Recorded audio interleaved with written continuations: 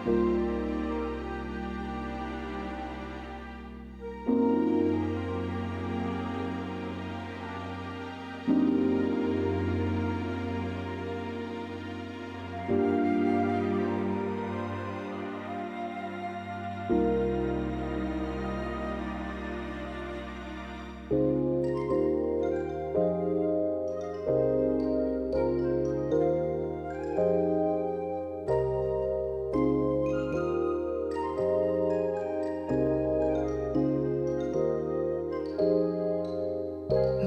heart is full of softer things, gentler thoughts of you. Footprints in the sand, let's remember them together, sealed up by the winds. Time will never break its stride.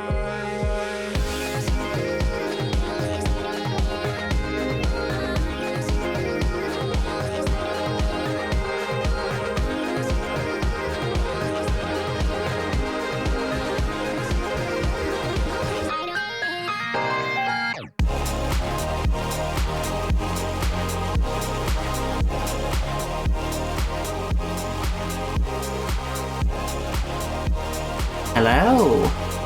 Welcome to this little corner of the internet. Let me turn that music down a tiny bit more. Hello! We're back for another adventure!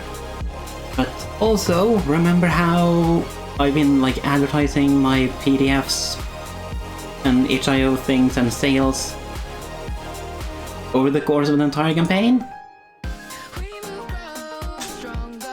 Well, there's only 4 hours left of that now. In fact, I do believe that's going to coincide with the end of the stream. So I've just put that countdown at the top there. I can do the little link thing there. Yay! I do not think we will reach the goal. Like, it was a fun thing of like... At the very start, we got like 2 purchases and I was like, oh my gosh, people are actually buying this thing, and then nothing since. It's been weeks. It's been like... It's not been a whole month yet. No, the sale is only 22 days, today being the last day. But yeah, I'm gonna stop bothering you with that now, because it's not on sale anymore. And I think like anyone who's been interested in that would have gotten it by now. But yeah, that's a little countdown. Last chance to buy it and possibly force me to make the expansion for the magical dresses. I had noted down some ideas. Would you like to hear some? We have the undress, underdress and overdress, dress of dressage. What other ones did we have? Card suit? I have some ideas.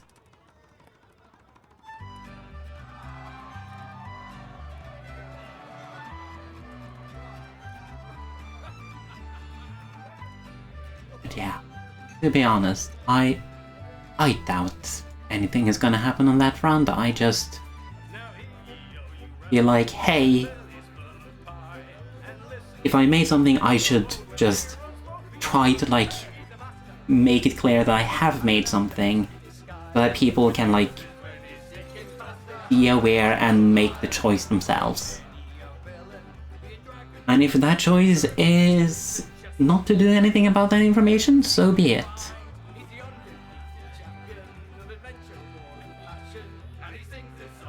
But that's how it goes.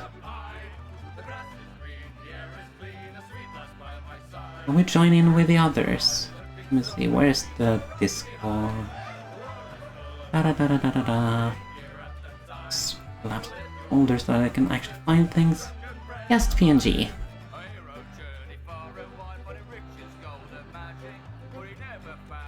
Hi! You're now live on Hello. Twitch. Hello, Twitch. chat. How's it going? Not gonna lie, I'm pretty sure my only viewer is myself checking that the stream is going well, so nobody can actually hear you. Oh no! But this No is one going in the cares. VOD, so be aware of that. Anything you say will be You are recorded for now posterity. live. Do not swear. Anything you say can and will be held against you in a court of law. No, I was going for the Big Brother thing, you know. Hello, lovely folks. Follow Hello. Disease. Hello. Follow Disease chat. Hi, this is Chad. Hi. How are you today? Yeah. Good. Good. Existing. Existing. We like Swelteringly existing warm. at least.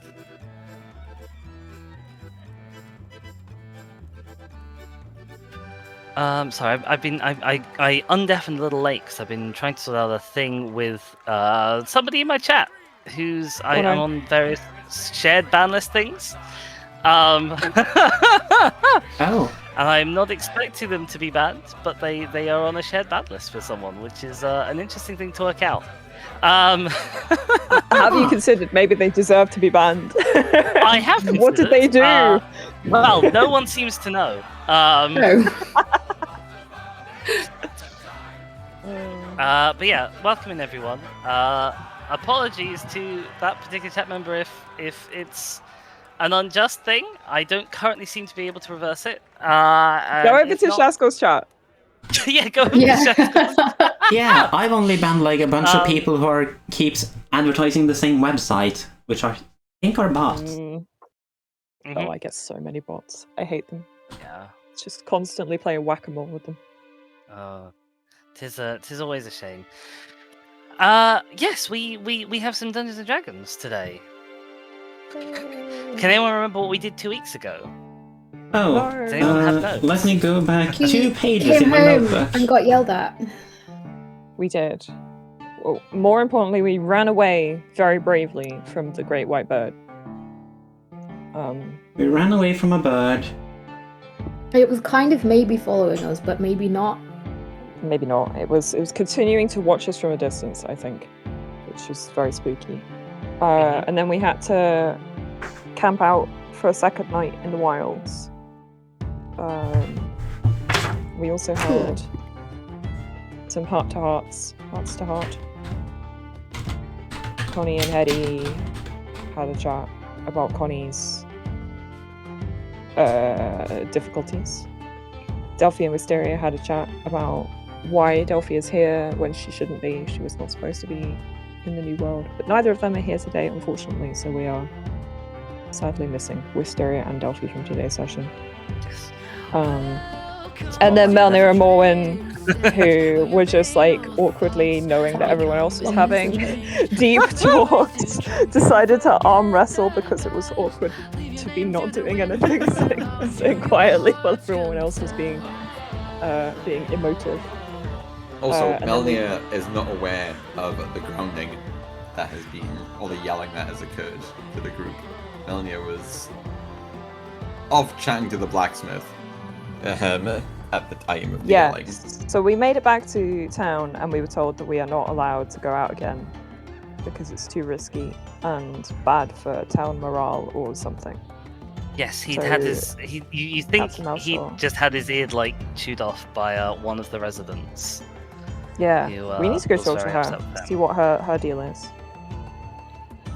Well, I will Yeah. plop you on the main map screen, which you may not be leaving for this session at all. I don't know. Have you got a map of the town? You've got. I a don't town have map. like an overall map of the town. I have a map of just like the area around the starting portal. Yeah. But if you want a town map, then I'll have to improvise one by drawing it. We can use that Freehand. area as like a stage and just like imagine this like represents a whole bunch of places in town. Absolutely. Theatre of the mind. It's all good. I should also say that one of the other new things I have for you, because people were talking about like height maps and stuff. You'll have to bear with me for a sec because I left it in a state of disarray. But I do have just a blank page that is a height map. that I will be able to show to you really, really soon. Exciting. Ba-ba-bub.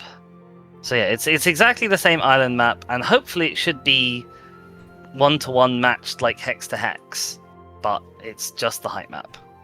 And it's obviously a very detailed height map, but it gives you an idea of like the layout of high areas and low areas. You can see the valley mountains that the lake zone is in. Do look suspiciously like a spine with ribs coming out. Which I quite Well, like.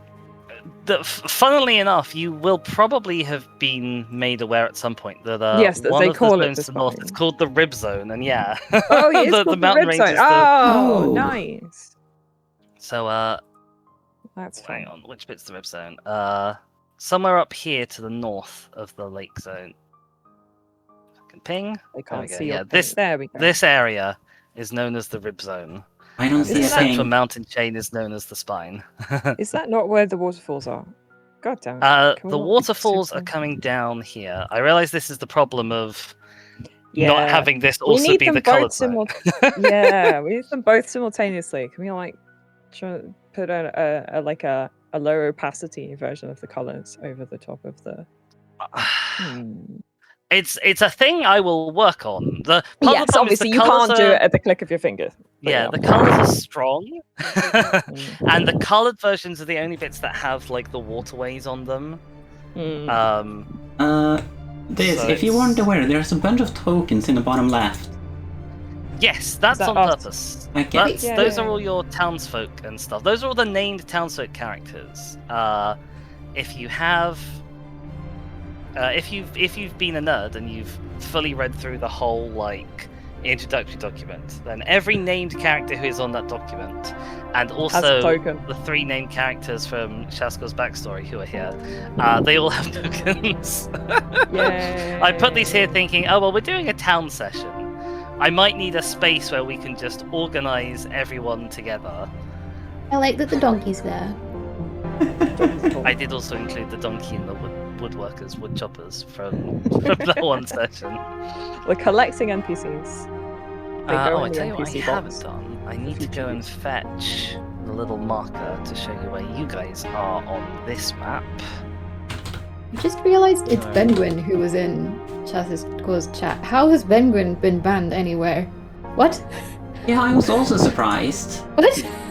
This I am not privy to. What did you do? Hey Gecko, how's it going? Hi, yeah. Gecko. My chat represent. Yay.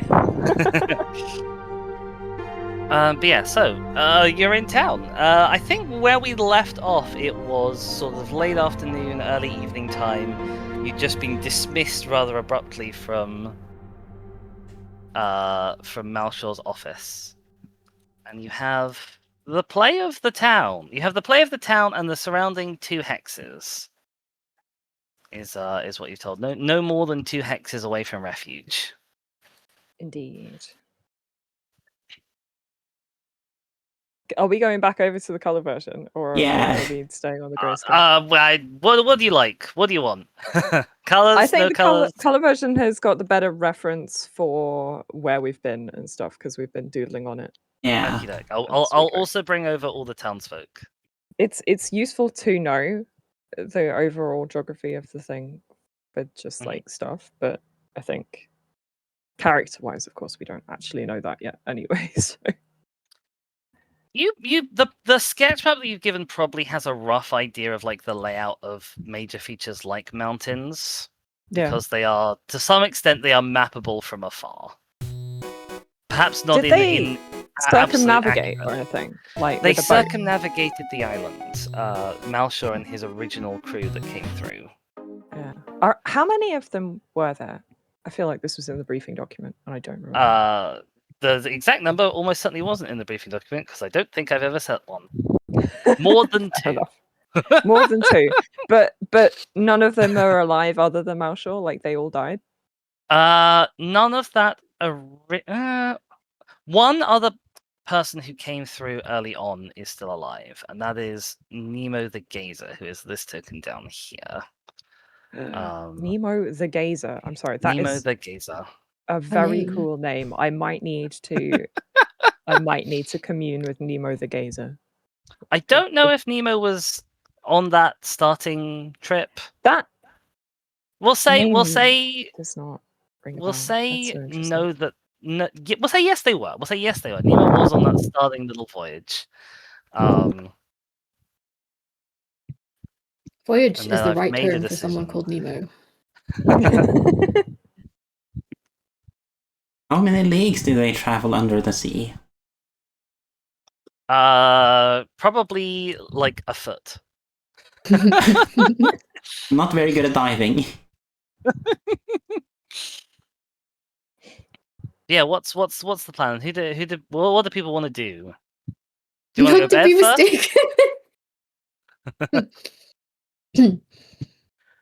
mistaken. Yeah, well, Hetty's definitely grumpy about the prospect of being grounded. But that said, we have just had 2 nights in the wild, so potentially a night in a real bed is a nice prospect. So maybe I won't resent it quite so much right now. But We can resent it tomorrow after a good night's rest. exactly.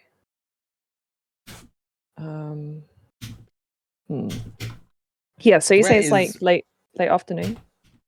Yeah, like late afternoon, early evening kind of time. Is what I'm imagining.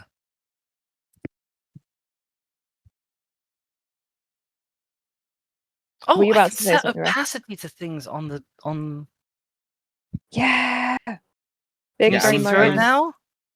I was I don't know if curious that helps. where. Yes, Oh! we can. I mean, it does Ooh, possibly make it harder cool. for like viewers to see, but that does help show some of the wrinkles and lumps and bumps in the landscape. That is very helpful. I was curious where the majority, basically where not Melnia are on the camera. I guess Melnia doesn't know. Where is the group? Guess we've just been currently? kicked out of Marshall's office, right? Yeah, Yeah. if you head into the Okay. middle of town where you're expecting to see them, you'll probably see them Okay. sort of traipsing Yeah. tails between their legs out of Malshaw's office. So yeah, Melnia's is gonna be strutting back, looking for the group from the blacksmith's Smith. What do you call a blacksmith shop? Forge. smithy. Smithy? Smithy. A smithy? Yeah, heading back from the smithy towards the center of town, looking for his friends, and presumably finding said friends.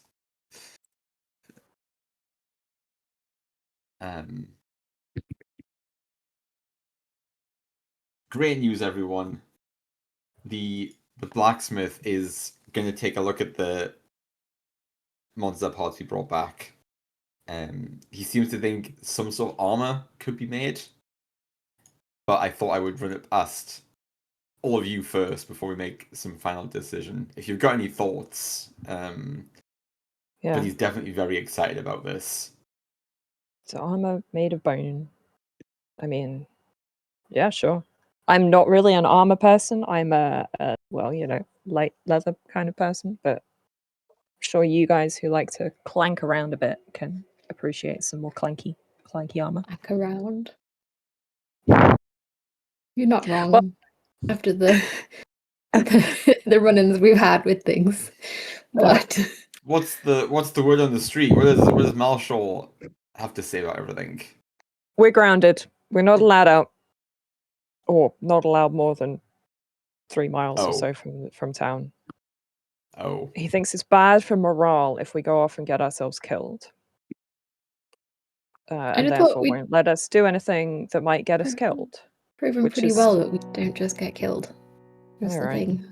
Yeah, but if I we're guess- gone for too long, people start speculating. It's like, what did they bring us for if not for this? This is our whole job. We're supposed to be going out and learning about this place. But no, Isn't apparently it? not. Seems like an odd move. Maybe I can talk to him. Maybe I can. I don't know. He seemed like he was in a bit of a mood.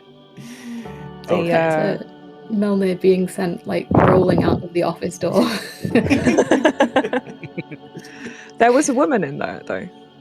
An elf lady. I don't know if we've not met her, I don't think. I think I've seen her around town, but I don't know. She has a kid? She has a kid? I know that much. Huh. Little half elf. I've not been paying attention to the children of town, other than noticing that they exist. We're stuck here for a couple of days. Yeah, maybe we should talk to her and see why she was bending Malshaw's ear so much.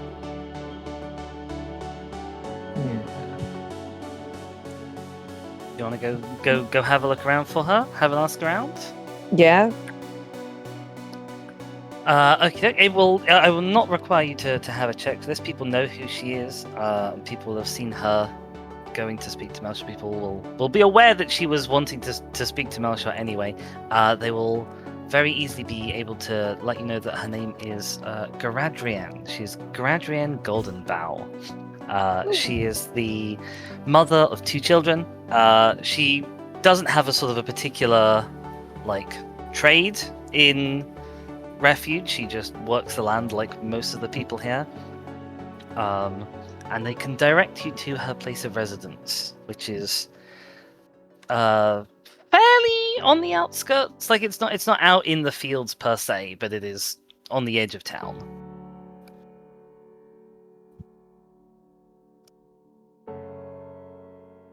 Well, let's go and see. Yeah. Oh, yeah. If you head over that way, you'll sort of find the house that you're directed to. It's fairly obvious. Like it's one that is much like all of the others. It's mostly made up of just stacked sponge moss logs arranged to form a fairly simple log cabin kind of design. It is on the slightly larger side. A lot of these places are fairly simple 1-room or maybe 2-room things. And this is a 2-room, maybe even a 3-room if you're lucky. One of these cabins. And you'll see that in addition to whatever actual fields she works, it has a small sort of outdoor area that is not fenced off exactly, but sort of rubbled off to make a little demarcation line in the ground. And there's produce growing in the ground there. It's kind of weedy, as is a lot of the old world stuff that tries to grow in the soil around here. There's a chicken. Or maybe there's whatever elves have instead of chickens. If you don't imagine elves as keeping chickens, there's a beautiful, elegant, fancy breed of hen. I was going to say a really tiny turkeys. wyvern. I tell you what, there's 2 quails pecking around in her little front yard. And they kind of flutter up. I don't know how well quails fly, but they kind of flutter up and get out of your way as you approach. You can hear that there's kids inside on the other side of the door. I need to change my music so that people have a better town music.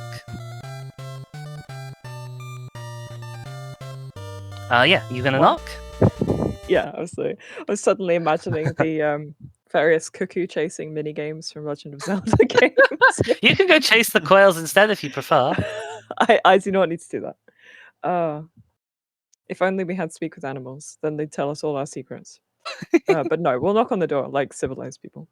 Oh, sorry, I forgot to say the other identifying feature of this house is that there's some. One side of the house is mostly covered in big, slightly raggedy sheets of canvas. That's the other standout feature. You may even have seen this house as you've been passed out on your way out into the wilds before. But do we know what the function house. of the canvas is? Is it just for vibes? You've not been told. Decoration? Maybe there's just a hole in the wall. Yeah, maybe. Okay, can I try and work out what the canvas is doing? If you want to go have a poke around? I just want to be nosy, yeah, absolutely. The canvas seems to be sort of moderately well affixed with some wooden pegs that have been hammered into the logs at the top. At the bottom, it is just kind of weighed down, and you can just with some loose stones or something, and you can pick them up and have a poke behind it if you want to. I would love to do that. As you pull the canvas sort of up and to the side, you'll see that painted unevenly because they're painting onto sort of a surface that is both a bit mushy and also quite rounded and irregular. There is a mural. And I need to go and quickly open my notes so I can tell you the specific things that you see in this mural. The mural is seemingly half painted. The canvas presumably exists here because it was raining just the other day, and Yeah, they want to it's protect not it from the finished. They don't elements. want it getting wet just yet. Yeah, that makes The sense. mural appears to be depicting an adventuring party, in some ways much like yourselves. Aww.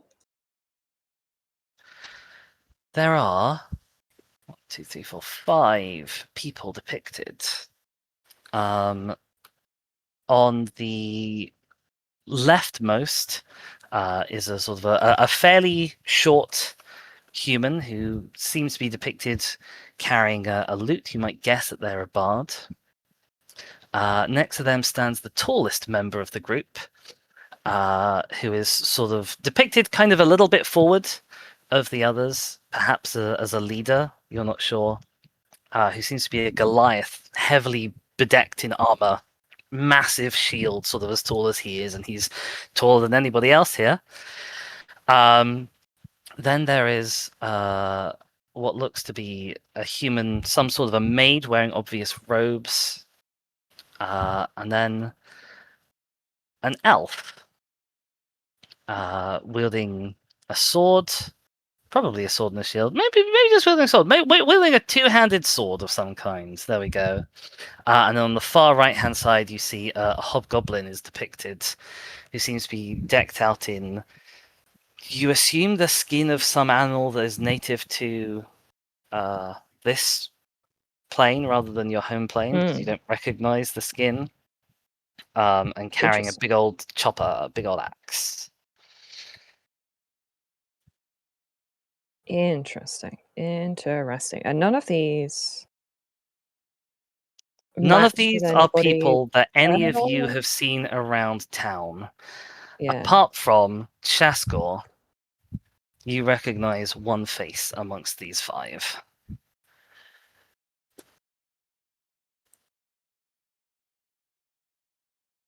Hello. I did a loud gasp, but my microphone wasn't working. Oh no. Oh, and that means we don't know which one you gasped at. Oh no! I mean, I don't know which one I gasped at. I will DM you which one you gasped at. But yes, of course, you don't have to tell us, obviously. That's a Connie thought. Also, I, the player, gasped, not... Yeah, absolutely. Huh. Alright, well, Hetty's gonna put the canvas back down and try and put the rock back. So it looks like it hasn't been disturbed.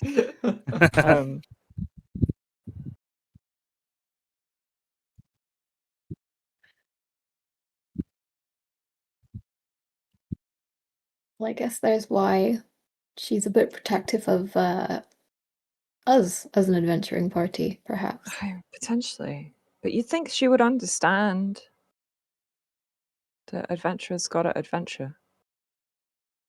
But we know she's got 2 kids, right? She's got an elf kid and a half-elf kid. So which of the people... We've got 2 humans and an elf in the party. We don't know which of them is the one she Perhaps is. we should just go connected to. chat rather We than should probably gossip talk rather than outside her guess. house. Indeed. But you see, that would require human interaction and empathy in order to get her to tell us stuff, which is not Hetty's strong point. So.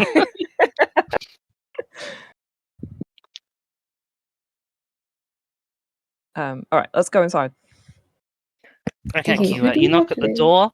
There's a brief sort of commotion from the kids, and you hear this woman's voice saying, "Come in." Let's go in. Let ourselves in, yeah. Oh, it's you. Did Melchior have a word? He I assume did. that's why you're here. Yeah, we saw you arguing, and well, you know, given what he told us, we wanted to know if you knew any more about why he's doing this. Oh, I mean, I'd love to say it's just because he listens to me, but he doesn't. But he listens to everyone. I think it's reckless and dangerous sending you out to parts God knows where. We have enough trouble keeping this place together as it is with everyone in one spot. And Marsha, he wants to set up a new village. He wants to send people off out into the wilderness to just survive. Ridiculous. I think What are you doing here if not, you know, setting up a Barely village holding on. in the wilderness, surviving? You know, like if this is going to be our new world, you know, never going back, we need to establish ourselves here. You know. It's not safe. Well, yeah, but the old We one didn't- wasn't necessarily safe. No, it wasn't. But we're here, and the best we can do is all pull together and stay tight together. She kind of Yeah, but looks around at the kids. They're sort of running from one side of this little room to the other, chasing each other in some way. Look, I don't have the power to tell him, "Oh, you're free to go," and if I did, I wouldn't. well, no, I wasn't expecting that. We can argue for ourselves, but I'm just. Do you not understand the whole function of why we're here? We're here to make the wild Of safe. course, I understand. Like, if we She don't looks go out really in the hurt that wild, you've we said can't that, make like- it safe. You can't make it safe by wandering off the four of you on your own. I mean, We don't need any more losses. We're supposed to be here to survive the apocalypse, not feed people to monsters. Yeah, but if we kill the monsters, then we can feed the monsters to people. Takes the She burden kind of off you scoffs. guys with your subsistence, you know? Oh, I can say for certain that you haven't taken any burdens off of me. Look, I've got to get these two to bed soon. Is there anything you actually want?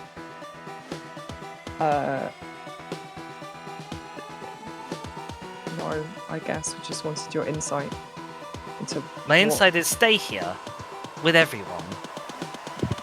Join the watch if you want to fight. Join the guard. There'll be plenty of it coming soon, I'm sure of that.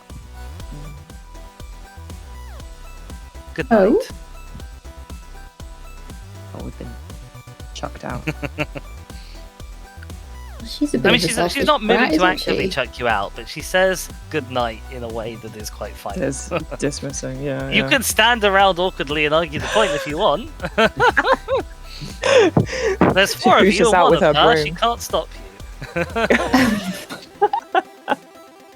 I think we can probably tell we're not wanted and just trade She back might out again. also stick the children on us, and I think as a party, we're not great with kids. I'm literally a mother. How's that going? I know. I'm so sorry. I mean, last time I saw my kid, I repeated to myself, don't cry, don't cry, don't cry, but other than that... Can't cry in front of the kid, that'll make the kid cry. Oh. Dear. Well, we're not getting anything here. I don't No. think. I think we probably need to talk to other people about her rather than talk to her, given that she does not seem like she wants to chat. Or I think she doesn't be much open. care what anybody thinks they want to do for themselves either. And Lauren is quite happy to say that loudly in her garden as we leave. I know somebody I'd like to talk to. Did he mention a man with a sword? Yes, one of the people on the mural was an elf with a sword. On the mural. Okay, sorry. I was like frantically trying to find like any kind of town music, so I wasn't quite paying attention. Oh no! Yeah, there's a mural painted on the back of the Golden Bough House, and it seems to be Yeah. an adventuring party. And one of them is an elf with a sword.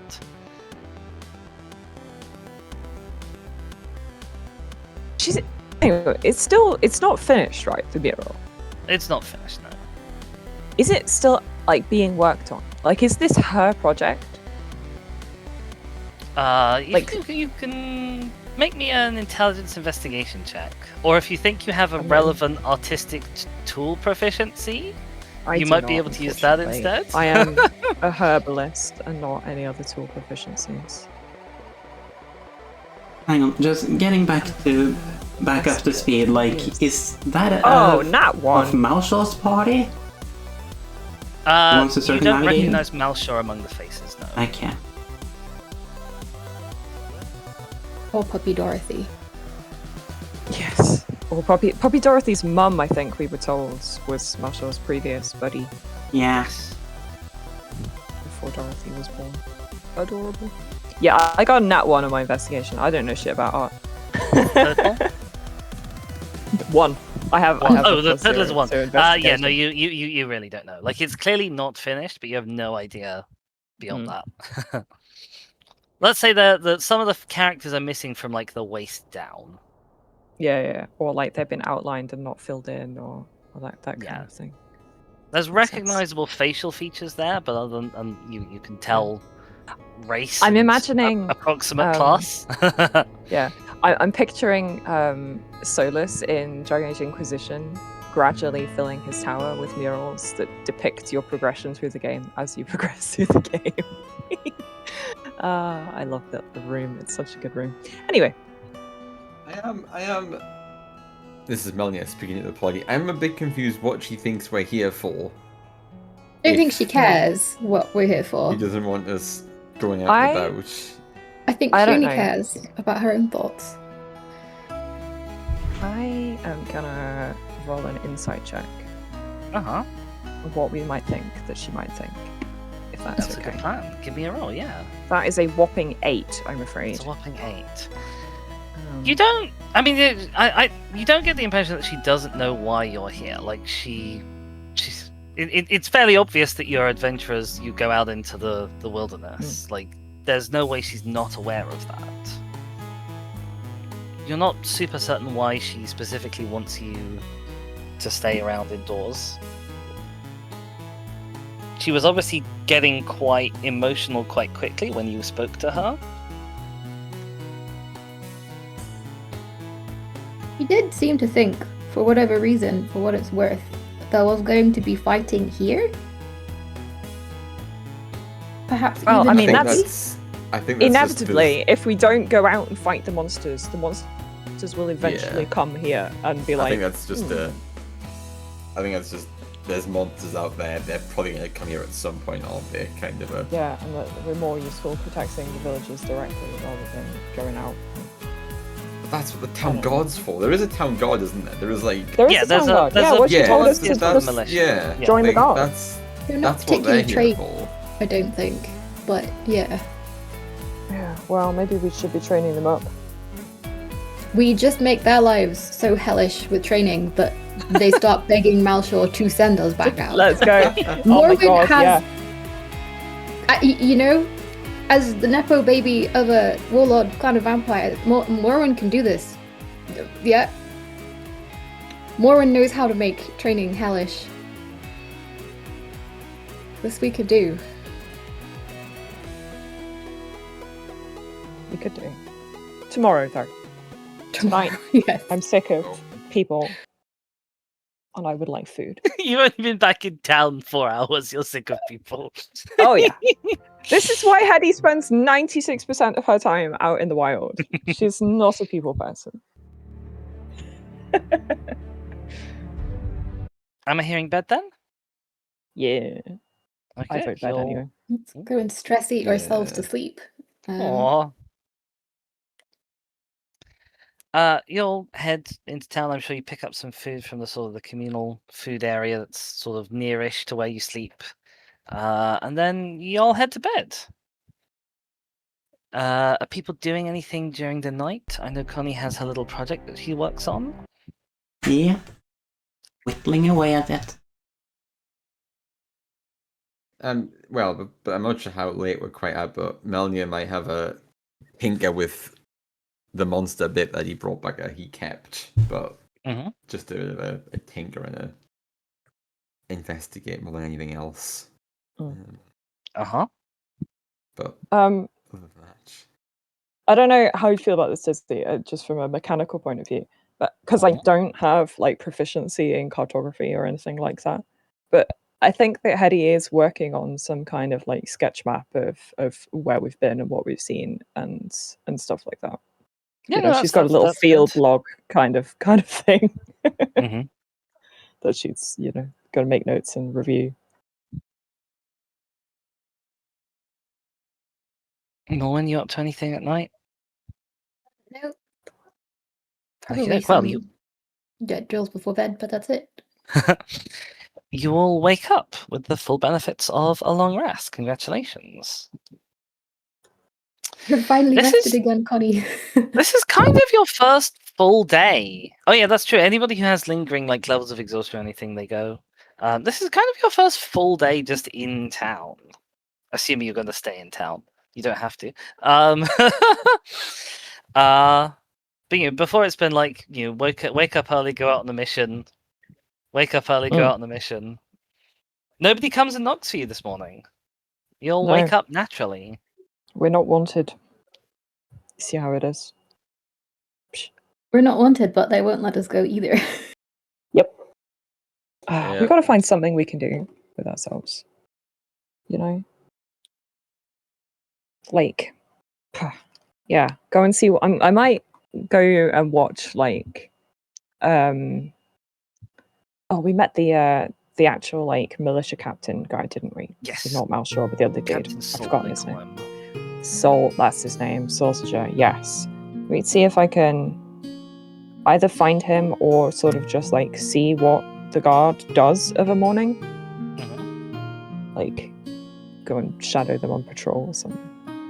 I'm gonna move your token to it. I'm gonna, as we suggested earlier, I'm gonna use this as sort of a little space for moving people around to meet with, to organize you into groups. So Hetty's going off to have a speak with Captain Salt and see what the militia's up to.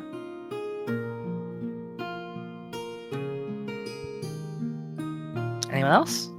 I think Merwin will wander around town and see where she can help. She probably won't be great at much other than lugging things around, but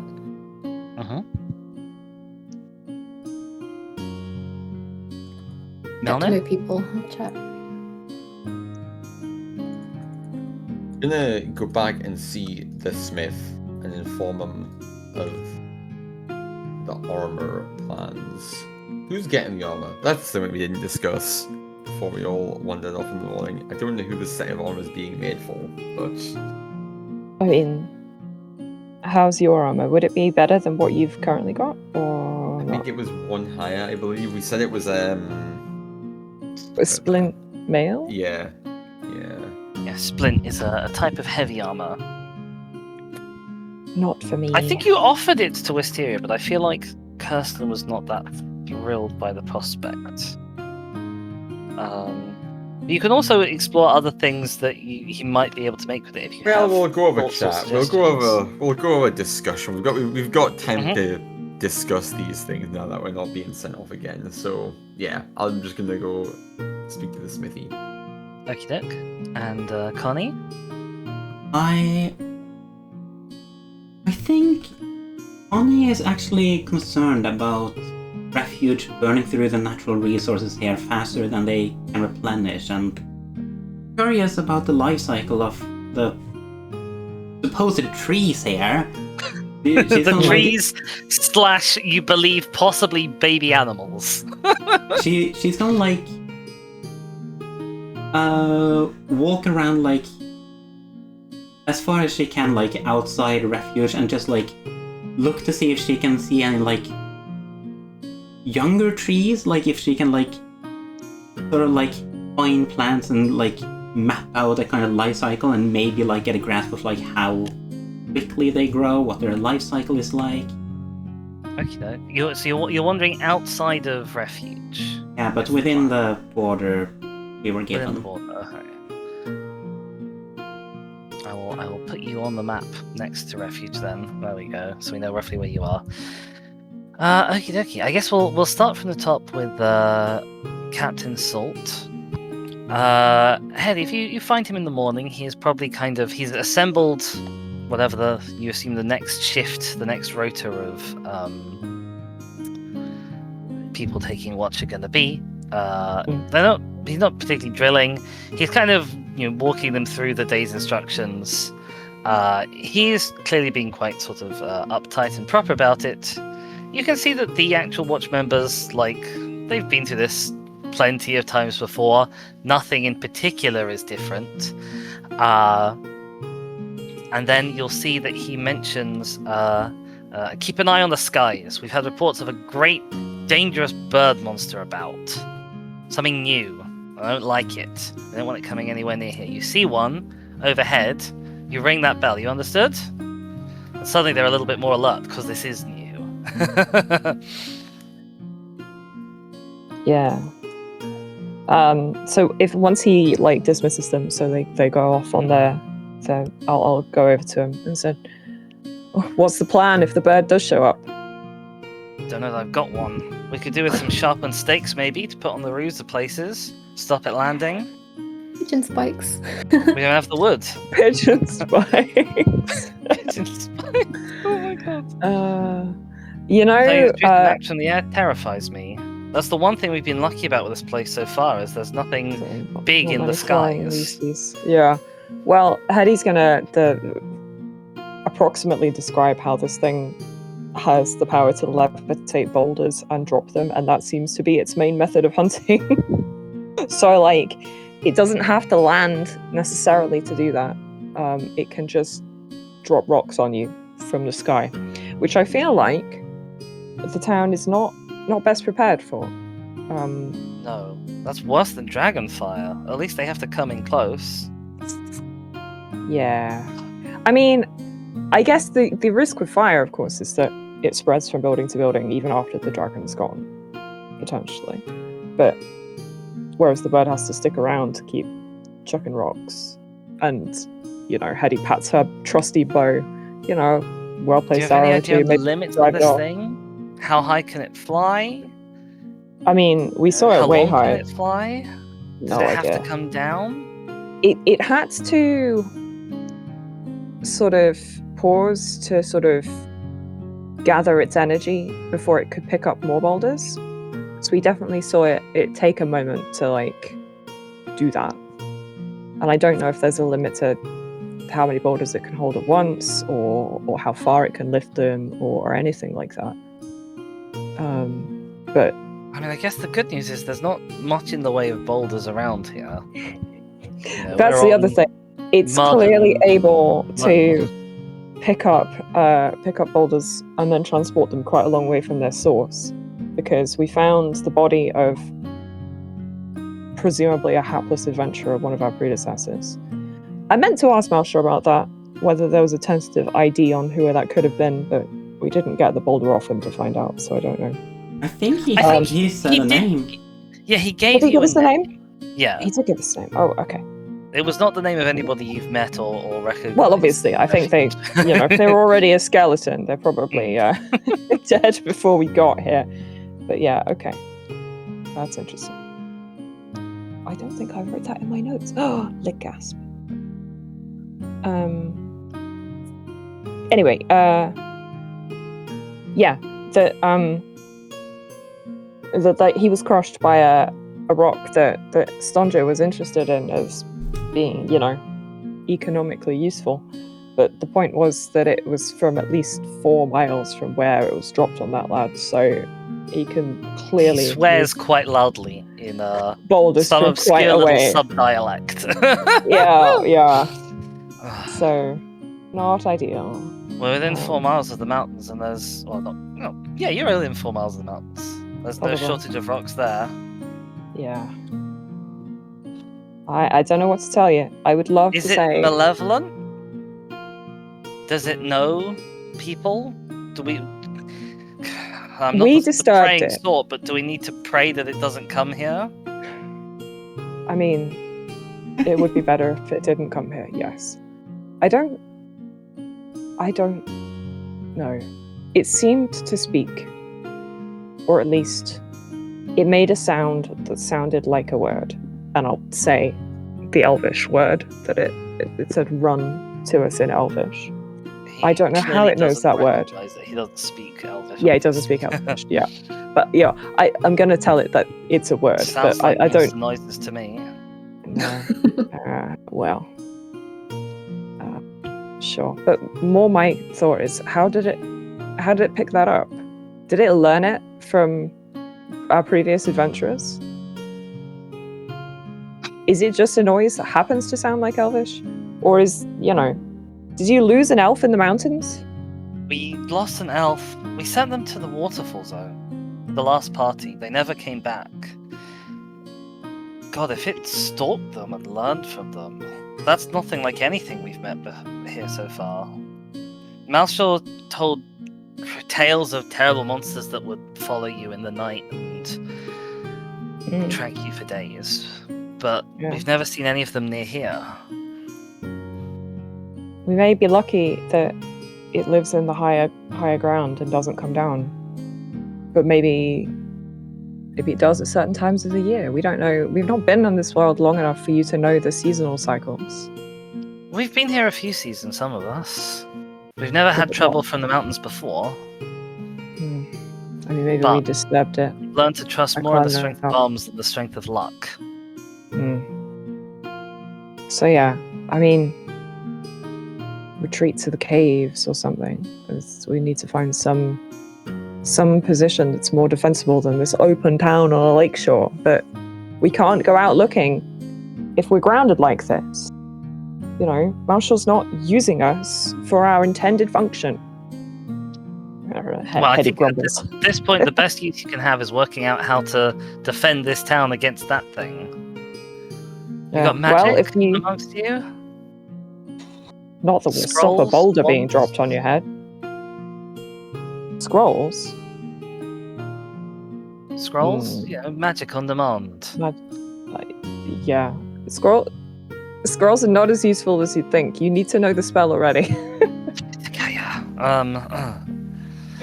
Assuming we're playing rules as written. I say above table. This is why so many people homebrew scroll rules, because actual D&D scroll rules suck. I love the thought that this is like a sticking point from Hetty's youth, where she's had a scroll and then and not been able to use it. Absolutely. And then absolutely fucked over by it. Yep. You got any knowledge of siege equipment? Siege equipment? Yeah. Oh my goodness. I mean, I don't, but I wonder if the dwarves do. Malnir or Stanjo might know. It seems more their scorpion or two, I reckon. More their business. I've been asking Marshall if we can have one on the walls of the portal for ages, but yeah. I still think we need to build a roof over the portal. If one of I them know you've got that net, why? but yeah. Oh yeah, of course, because we could just commission them. Good point. I'll go talk to Melnir. He might have ideas about artillery and stuff. But yeah, if we can shoot one down, Hetty's imagining arrows, but bigger. Well, Melnir is, of course, speaking to the smith. He'll have a little chance to chat with Chaudier before you show up looking for him. Although, actually, if you head to the smithy, will Chaudier be there? Maybe Chaudier's not there right now. Maybe you have a chance to poke around the smithy when it's empty for a little bit if you want, or you can wait and see if he shows up.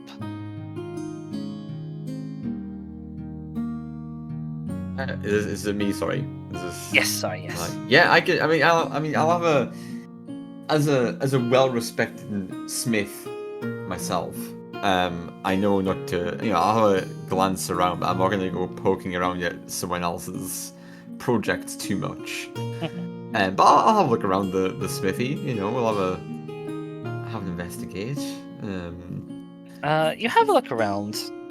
One of the things that probably strikes you as being very different from any smithy that you've had a poke around in before is there really isn't very much in terms of like ongoing projects here. Like there's nothing really that seems to be like a proper work in progress that you can see, apart from you know that he's been sort of trying to learn how to work with bones, and you can see there's sort of scraps of like charred bone material, or you think it might be bone, or once have been bone.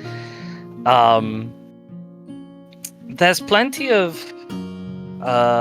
stuff for like casting metal around, like empty molds and things, but nothing that looks like it's a metalwork thing in progress. Really. And there's still obviously the pile of bones that you gave him yesterday. Is just sort of stacked moderately neatly in one side of the room. It looks like he might have been sorting them into like different sizes, roughly, of bands. I guess it is hard to be a smith in a world where metal is at a vastly limited item, so it'd be pretty difficult. It is odd that they don't have him working on something in some way, shape, or form. So, why get a smithy and build a smith if there is no metal to be worked on? But he's not here yet. He's just not around. Yeah, he's not around. Do we know where? I guess there's no house attached to the smith. I guess he lives elsewhere in town, does he? I'm guessing he probably lives like in a room above it or something. Okay. Fair enough. Well, You could go prowl around his private quarters if you like upstairs. No, not gonna go waking up. Not gonna go wake anybody up. Fair enough. Well, not gonna. I don't want to disturb or poke around when no one's here. So I think Melnia might just. I can't imagine he'll be up too late. I mean, if it's early, he may just not actually be up. So Melnia might just pull out the whack of bone that he's got and just find a place to sit in the smith and just sort of poke him further away at his little crafting project and give it a while and see if he stirs before he wanders off anywhere else in town. Okay, well, you sit and poke and prod for, let's say, 10 minutes, and then in through the open frontage of the smithy workshop does indeed walk Chaudier. He is dressed in militia gear. He kind of clunks his makeshift halberd down to one side, kind of looks at him and he's like, my friend, I apologize, it has been a long night. Good morning. You're a member of the militia? Oh yes, I train them when I can with my swordcraft. Oh, it makes. I was wondering about the lack of French accent. the lack of projects going on. I guess it does make more sense now that you are also training the guard. Yes, well, I would love to fill my days only with the clank of the hammer. I'm trying more for the French now, it's still not working very well. The clank of the hammer is the one token bit of French accent I will slip in. But there is just not the stuff to work with. That is why I'm so excited when you bring this in, even though bone it be, it is new and distinct and interesting. Yeah, I'm afraid I have not made much progress since the evening. Oh, because I have been on no! watch all It night. sounds like you have a lot. I'd say, are you always a member of the? Are you like an overnight guardsman, so to speak? Is that? I am not always on the night shift, but we take our rotations. Okay. I prefer to do the drilling, and Soldier appreciates having an accomplished swordsman who can take over. But how are the troops? Are they the improving? captain Workable? has us watching the skies at the moment for some sort of strange beast. Like nothing think we've we may seen have before had here, apparently, he said. I think we may have had a run-in with the beast. There's a good chance we have met. But enough I am about not that. desperate to have a fight with something new, particularly something dangerous that we cannot tangle with, but I confess I would be interested to see what can be made from it if we do bring it down. Oh yes, that is always I think that is always the interest. Yeah, if not metal to work with, at least curious monster bits. Indeed. Could make for good smithing. And this is the most curious monster that you did bring back. Yes, I discussed with the party about their thoughts on this, and a set of armor I think could well be a great craft, unless you have any other. It turns out we have been grounded, so to speak, and aren't allowed to leave town for a few days due to our misadventures in the mountains, let's say. So we do have time to, if some more time looking at these bones could lead to more ideas, but it appears for now at least we're not in any great rush to get anything put together. Well, with the bone, it is always a little bit of an experiment for me. I am a man of metal by nature, but any additional time would be put to good use. Although not this morning, for I am shattered. I must reach my bed soon, I fear. But yes, a fine suit of armor I shall make for you. That would be good. I don't know if this is not a millennium, but I don't know how would this set of armor have to be crafted for a particular party member? Is that how this would work? Oh yes, it would be needs to be tailored to fit, and plus your party has a range of sizes. In out of character sense, I will allow you to retroactively decide who you want it to be made for. You don't have to pick that now when not everyone's even here. Right. Okay. Right. But yeah, I think in this case the armor will be best. So I think that could be a great. I guess it could let you learn more about the bones. It could be a great learning experience for you. I hope you. I've got this one chunk here that I'm keeping for my own sort of investigation. But I hope you do. In way of payment for my time, I hope you will not take offense if I keep some portion of the bones to see what I can work with and produce with them for others. Oh no! Of course not. I think it's a great chance to learn. Hopefully you can, it'll be of great use to everybody here.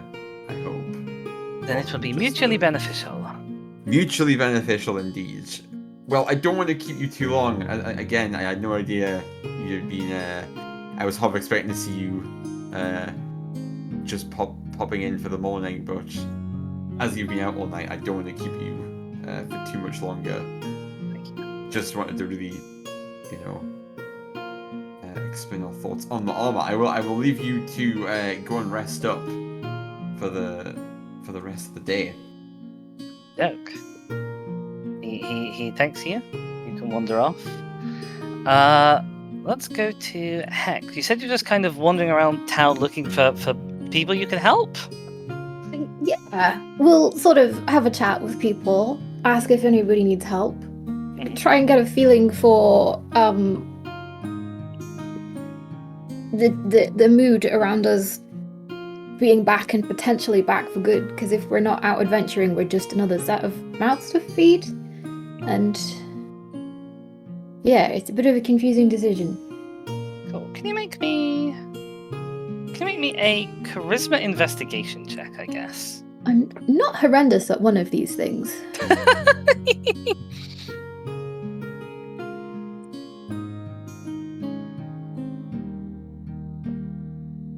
15. The 15. There is always work to be done in Refuge, but principally the work that is to be done is usually stuff in the fields. In terms of being another mouth to feed, you will meet a mix of people. Some people are very happy at the idea that you are going to be going out and hunting and bringing back meat, because there's not necessarily a lot of meat available. The livestock that is here is only that which has been brought through the portal with people.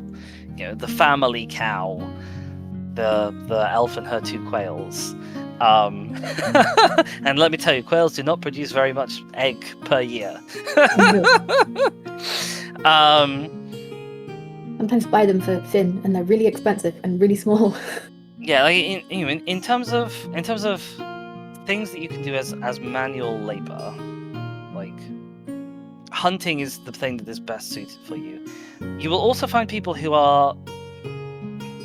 they're not unhappy to have you here, but they clearly agree with Garadriel that kind of sending out small groups of people into the wilderness who never come back is not a sustainable model for this town.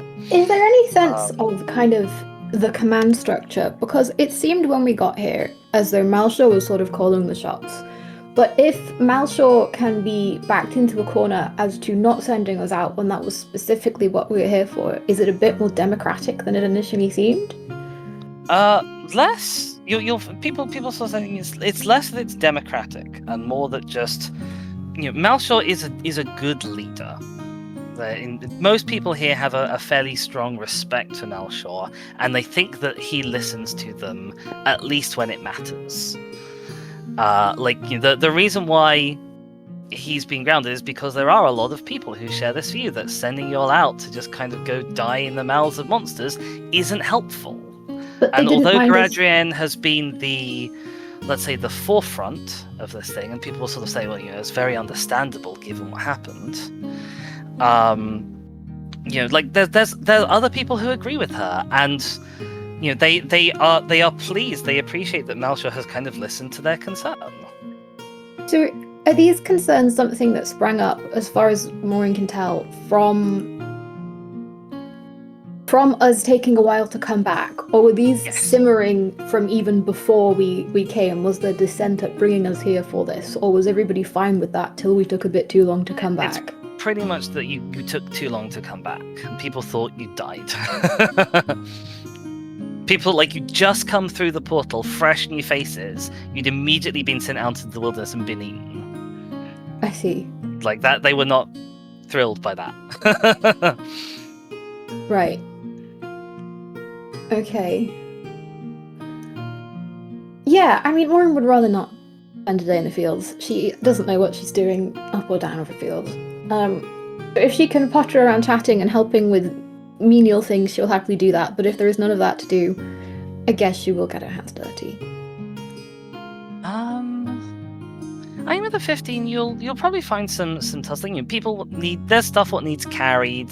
Every evening there is this sort of coming together of people in a little markety-esque sort of situation where people will happily appreciate a hand being lent, moving stuff, culling stuff about from wherever it's been grown or what have you.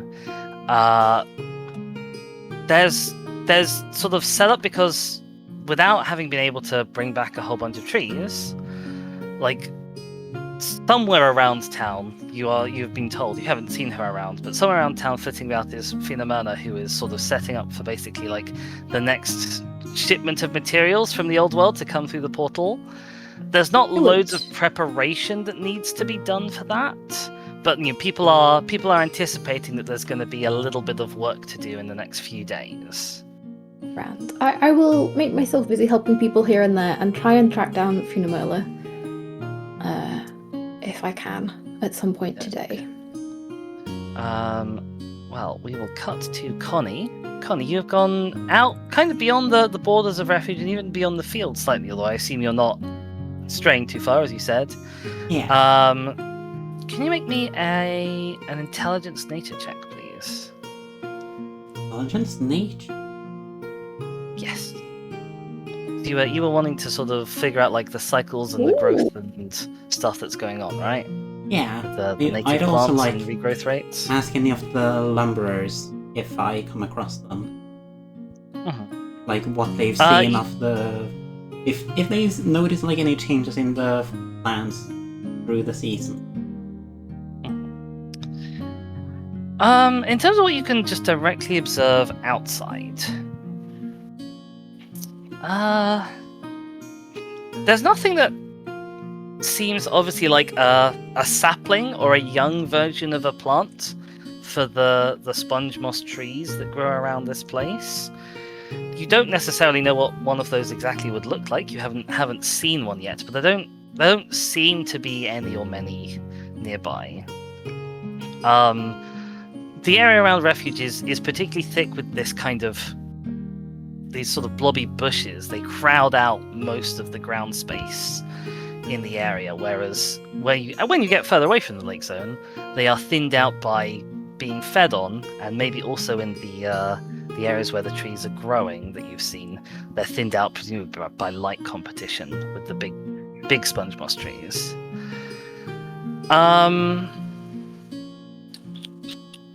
In terms of like sustainability and other resources and things that you'll find by tramping around town, like the soil doesn't seem like bad soil. You don't particularly know why everything is kind of struggling to grow here. It looks like it gets inundated with water and presumably silt and stuff moderately regularly when rivers overflow or the lake overtops or something. Obviously there's not like the locals have built a dam or anything that would cut that off.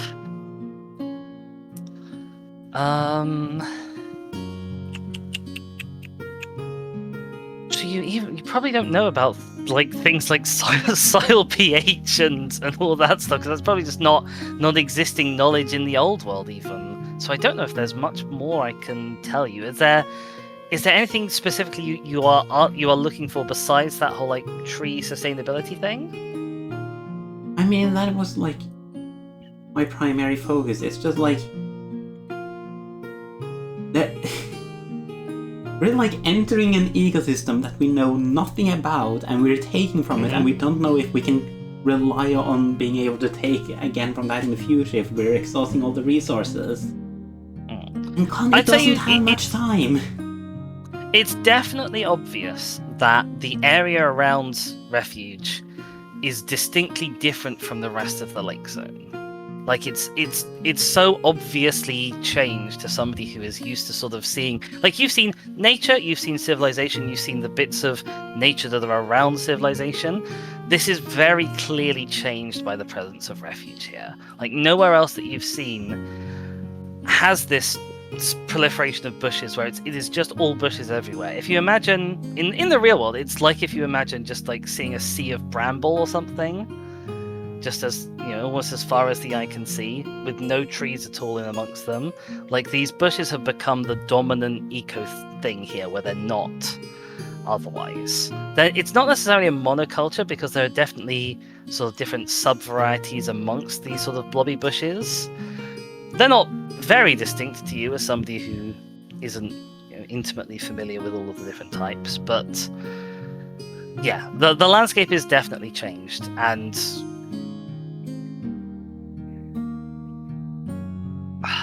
yeah, that's that. Yeah, that. Like, what it's very I'm worrying is that like we're gonna hunt the trees to extinction, and what then? Mm-hmm.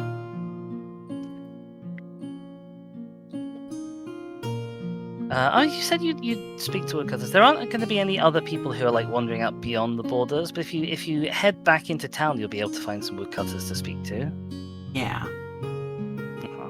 You'll actually find, because obviously you've seen the woodcutting team, you'll recognize them. You'll actually find some of them working in one of the fields as you're on your way back in. There's obviously what they do spend most of their time doing, because there's not the woodcutting missions only happen sort of sporadically.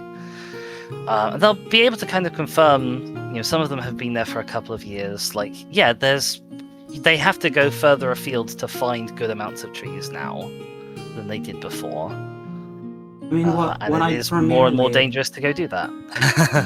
What information I'm primarily interested in from them is like if they've seen like any changes in the trees through the seasons, if they notice anything that looks like seeds or reproductive parts. And like she wouldn't necessarily ask for reproductive parts, but she'd ask like possible things they might look like. They've never seen seeds on like the trees and stuff, some of the other types of plants, particularly the red kind of viney style of plant, they definitely have noticeable pods that seem to be like seeds. The seasonality in the lake zone tends to be it's a varying between the wet season and the dry season, more than it is between a warm and a cold season. Like the lake zone is fairly warm all year round, and it's a little bit warmer right up to the start of the wet season, and then there's torrential downpours pretty much every day for like several weeks to a month. And then that is often immediately after that wet season is when a lot of these bulbous seed things start to appear on those viney plants. And apparently there's good eating on those seeds. But yeah, the sponge plants don't have obvious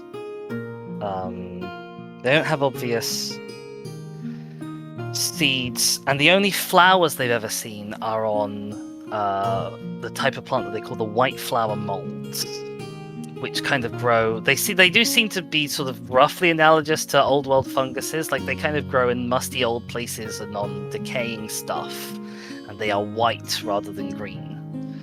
But they were mentioned. They have seen, if you are asking about reproductive structures and things, like they've also met what you call the. Actually, I can't remember what you called them. They call them the mustard flowers because they produce this kind of noxious mustard gas-like gas. I mean, we've not I really don't been know if asked to mustard gas exists in the give old world, foliage but- any names. Just animals. We've just been calling them the flowers.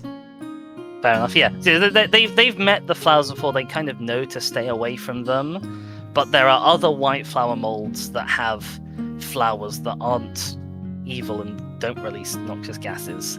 Pretty much all of the white flower molds, though, are in some way unpalatable. Like, people have tried eating them. They generally haven't died from it, but they're not good to eat. And that sort of kind of makes the intuitive sense then, like these things, much like old world funguses, like they grow on nasty decaying stuff, so of course they taste nasty and bad. That's logic. That's common sense. And they haven't seen like anything that resembles a juvenile sponge musk tree.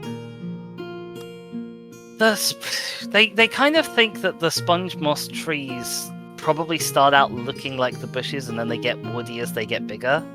That's their guess as to how they develop. Like the trees shoot up very quickly. Oh. Like they go from being sort of a patch of not much trees to being person-sized in a matter of a couple of months, and then they grow to full height, which is, let's say, 2 or 3 people tall, within the next year or so. Okay, that's promising because they said that you said there's like a bunch of the bushes around Refuge right now. Yes.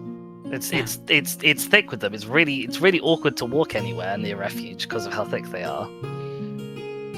But they'll stress like not every bush turns into a tree. But sometimes they'll go to where there were bushes before, and some of the bushes will now be more tree-like.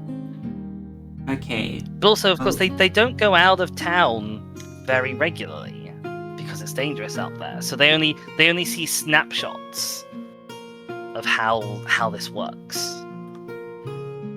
Yeah. I mean, that's something at least, because it's better than having no idea what the juvenile looks like, and even if they have any juveniles, perhaps these have been living for a millennia and they don't make seeds anymore. That would have been terrible. I think mostly people have focused on bringing through old world stuff, and obviously you've already been told of Erlen. You might have met Erlen. That might have been not canon. And he's kind of focusing on trying to encourage the growth of plants from your world. And you've seen the tree patch that is on the south side of town, I think, where lots of just a huge row upon row of saplings have been planted and are slowly growing to maturity.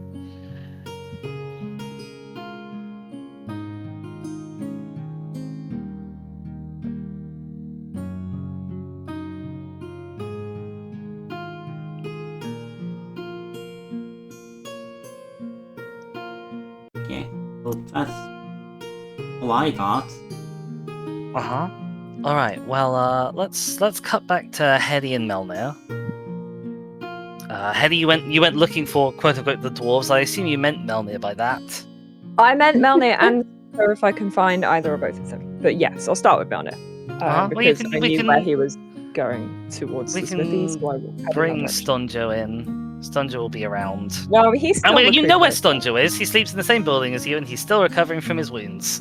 Exactly. So I don't want to find him out and about because he should be in Yeah. bed. Yep. But I'll he catch was up out with and about, Melnir. but only wandering back from the privy. Yeah, fair enough. I mean, honestly, can no one bring him a chamber pot? What the hell? There's not really Should any we- privacy to use it in your shared little bunk. Dragged him up house. the mountain. Yeah. Yeah.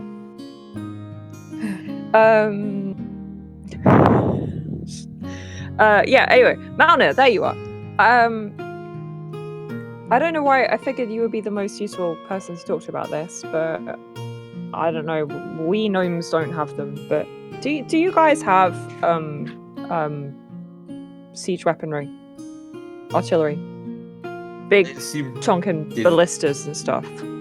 It feels Dizzy, like a the dwarves would have had these things. The dwarves do have these things. They have they'll have the dwarves have been quite conquesty in the last 100 years or so. They've developed all sorts of siege equipment, not gunpowder based because we don't have gunpowder in setting, but you'd be familiar with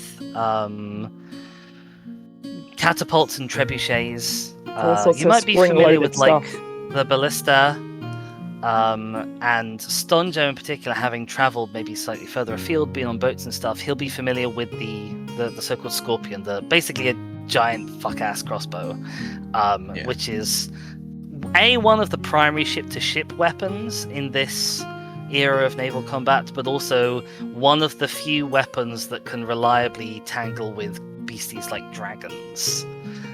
And anybody who comes from a place where there's dragons nearby may also well be familiar with the Scorpion. Best way to deal with a dragon: get a giant fuck off Shoot it crossbow. Shoot it down with something even bigger. Yeah, because Yeah. a catapult is just not nimble or aimable enough. Ditto a trebuchet. Yeah. And Yeah, there's you no need to make sure such they're thing really- as the cannon. So it's the Scorpion or magic. And in the Elven lands, probably they prefer magic, magic. as their solution. Yeah. Mhm. So well. Hedy's gnomish people would live on the fringes of the Elven lands. So that would be the method I would be more familiar with, I think. Yes. But she's very excited about the prospect of bow but bigger. So she's perfectly willing to seek a mechanical solution here. So that's why I'm asking the dwarves. Okay. So yeah, I was well, talking to Captain Salt about it, and he was saying we want to find a way to shoot down the great white bird. And I was saying that's not something I know much about. Maybe you'll know something about it, and then we can talk to Finamona and get her to bring one through from somewhere. But I was wondering if you know a guy who might be able to get one for us. I think based on size alone, this might not be something we can bring through the portal. I don't know about the portal much, but this might very Well, but well we be something that we have have to. Disassemble Flat it. pack. Less Flat to get pack it into the Scorpion. portal and more to get it into the caves Hmm. that you guys saw when you came through. Obviously, Hedy, Well, you, I you mean, came through a just- portal in the base of a big tree. That was not Yeah. enough of a big opening to bring through a giant siege weapon there. We could also Instructions on how to possibly- build it and the materials with which to build it, and we'll build it here. Maybe. Yeah. Stonjo's not yeah, an you expert definitely. in that. Well, like, I he's mean, I seen assume them. Melnir knows some dwarves that they could probably get a message back to you to discuss That kind of thing. the Pretty option of fanatic in this. general, Yes. unfortunately. They've been expansionist and warlike, which does Or- make them the right kind of people for that kind of thing.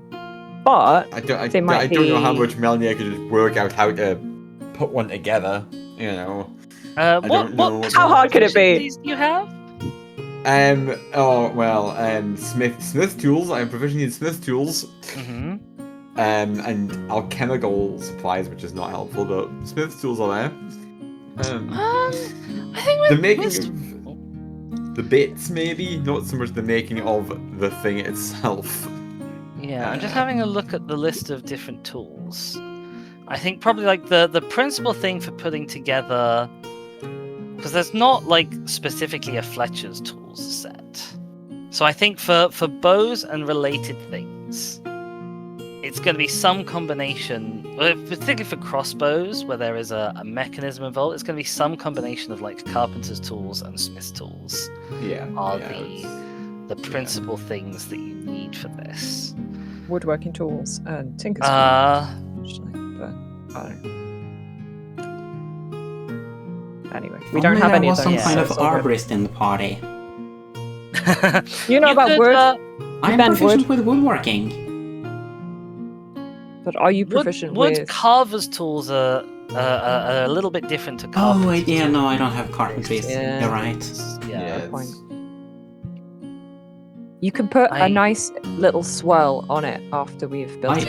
I can carve like a Decorative bowline. carving. Yeah, you could carve a bowline, I think, with wood This feels like carver's it's tools for something sure. a bit more what a carbonet would do though, because of the size of the thing. It feels like Yeah, it's for a big project like a siege weapon scale thing, you probably want somebody with carpenter's tools. But you could probably make a shot at it. If we can bring you into this conversation if people want to go and grab you, or if you Yeah, want to well, I imagine if wander we've in. gone back to Stonjo, that we're now in our your little bunkhouse. accommodation. That's the word I was Yeah. looking for. And then if the others then happen to come back to the accommodation, they will find us deep in discussion about this kind of thing, and can join in the conversation if they wanted to do that. Okay, Melna, can you make me an intelligence smith tools check? And Connie, can you Okay. make me an intelligence woodcarver's tools check? Intelligence. Okay. How much is that? Just so I'm just getting a proficiency bonus, I guess, on my Yes. roll, and then okay. Yeah. 12. Okay. Let's have a look. Where's my? Is that D20? It's D20. I'm gonna roll this one. This one's better. That's a 9. The 9. You could, you're not between you gonna make like a fantastic siege quality weapon, but you reckon between the pair of you could work out like bow but bigger, crossbow but bigger. You could probably achieve that, and it would not be the most fantastic thing in the world, but you could do it. The materials you're gonna need, you can work out like what kinds of flexible woods you'd want to make the arms, the limbs, there we go, of the bow. That's fairly easy. You'd need big bits of them, obviously, which might be difficult. And you'd need something for the string. And probably you're looking at, like, based on the resources you have on hand, probably some sort of like long gut string, or a composite string made of animal fiber and animal bits is your best bet for that thing, and that might be harder to source. I actually have no idea what they'd have used for a giant fuck-off thing like this, because I don't know that in the real world they existed very much. I think they did a little bit, but not much. So I don't know if they would have used rope or what in the real world. But I'm gonna say, for what you think you guys can make, you're looking at the gut from a big ass animal, maybe several big ass animals. If you could go and take out like half a herd of those hammers, that would do you well. That would sort you. I'm googling. I would love to know what history. Well, you don't thinks want they elastic might actually anyway, use. because the elastic No. in a bow is the elastic potential energy in a bow comes from the limbs, not from the string. Yeah, you don't. You want your string to be as sort of firm and tense as possible. Yeah. You don't want it to. I know Balliste use a weird method for storing elastic potential energy because they like Mm. coiled rather than what you think of as the traditional bow method of like bending the arms. And Yeah. I don't really Also- know how a ballista works like that, but You basically kind of like you ratchet it tight. mhm. You know, like you've got a Crank it. crank it back. Yeah. I guess we should. Yeah, I perhaps- think they probably did use gut strings. I'm googling. So I yeah, guess we should go the- speak to. Sorry, go on. no, I'm reading the Wikipedia page, trying to digest it quickly. We should possibly go speak to Finamana? Finamana then, and Mm. see if it's possible to get some good Well, wood. Luckily, Morwen is already out looking for Finamana. Oh and my although, goodness! Although she is hustling and bustling from place to place, she is happy for Morwen to hustle and bustle with her. What look? Wait. What are you wanting? I was looking to help, actually.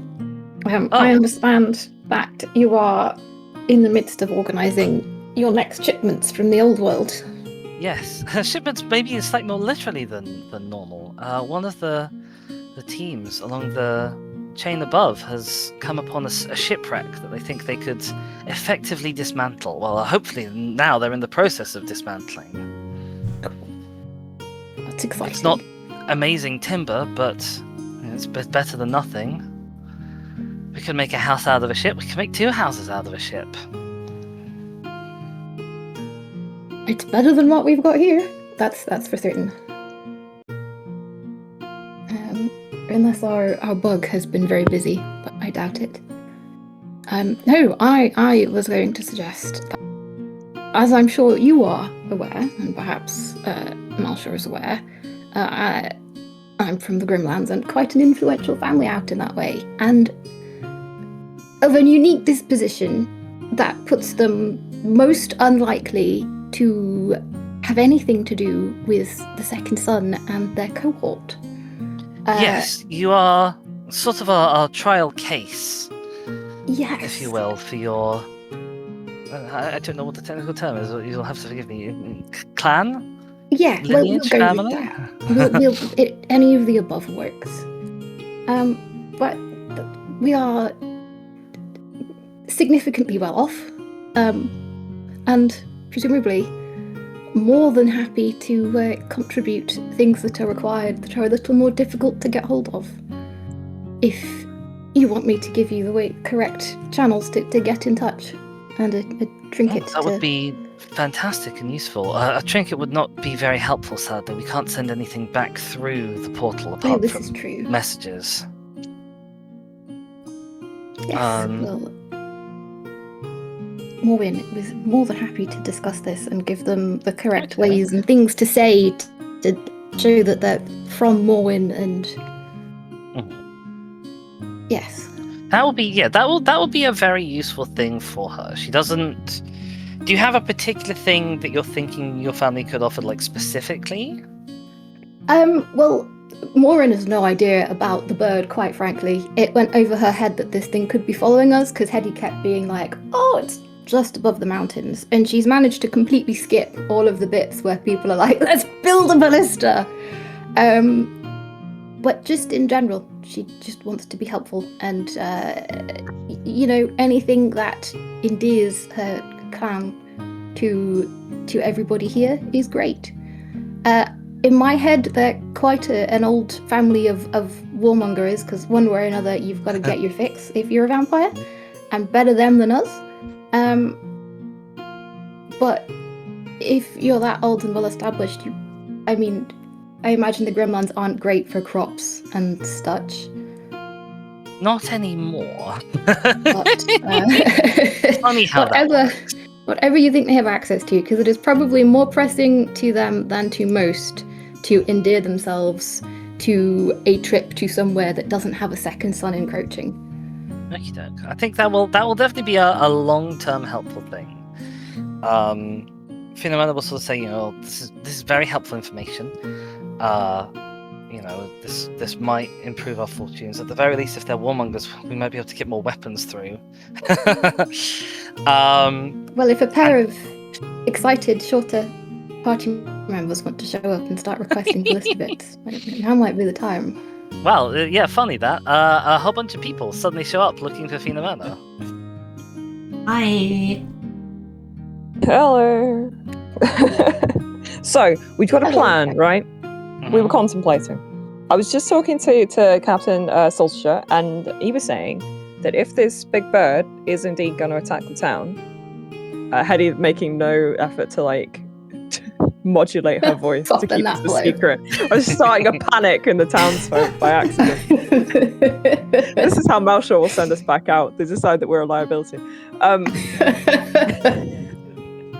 That we need to have some kind of defense, some kind of weapon against it.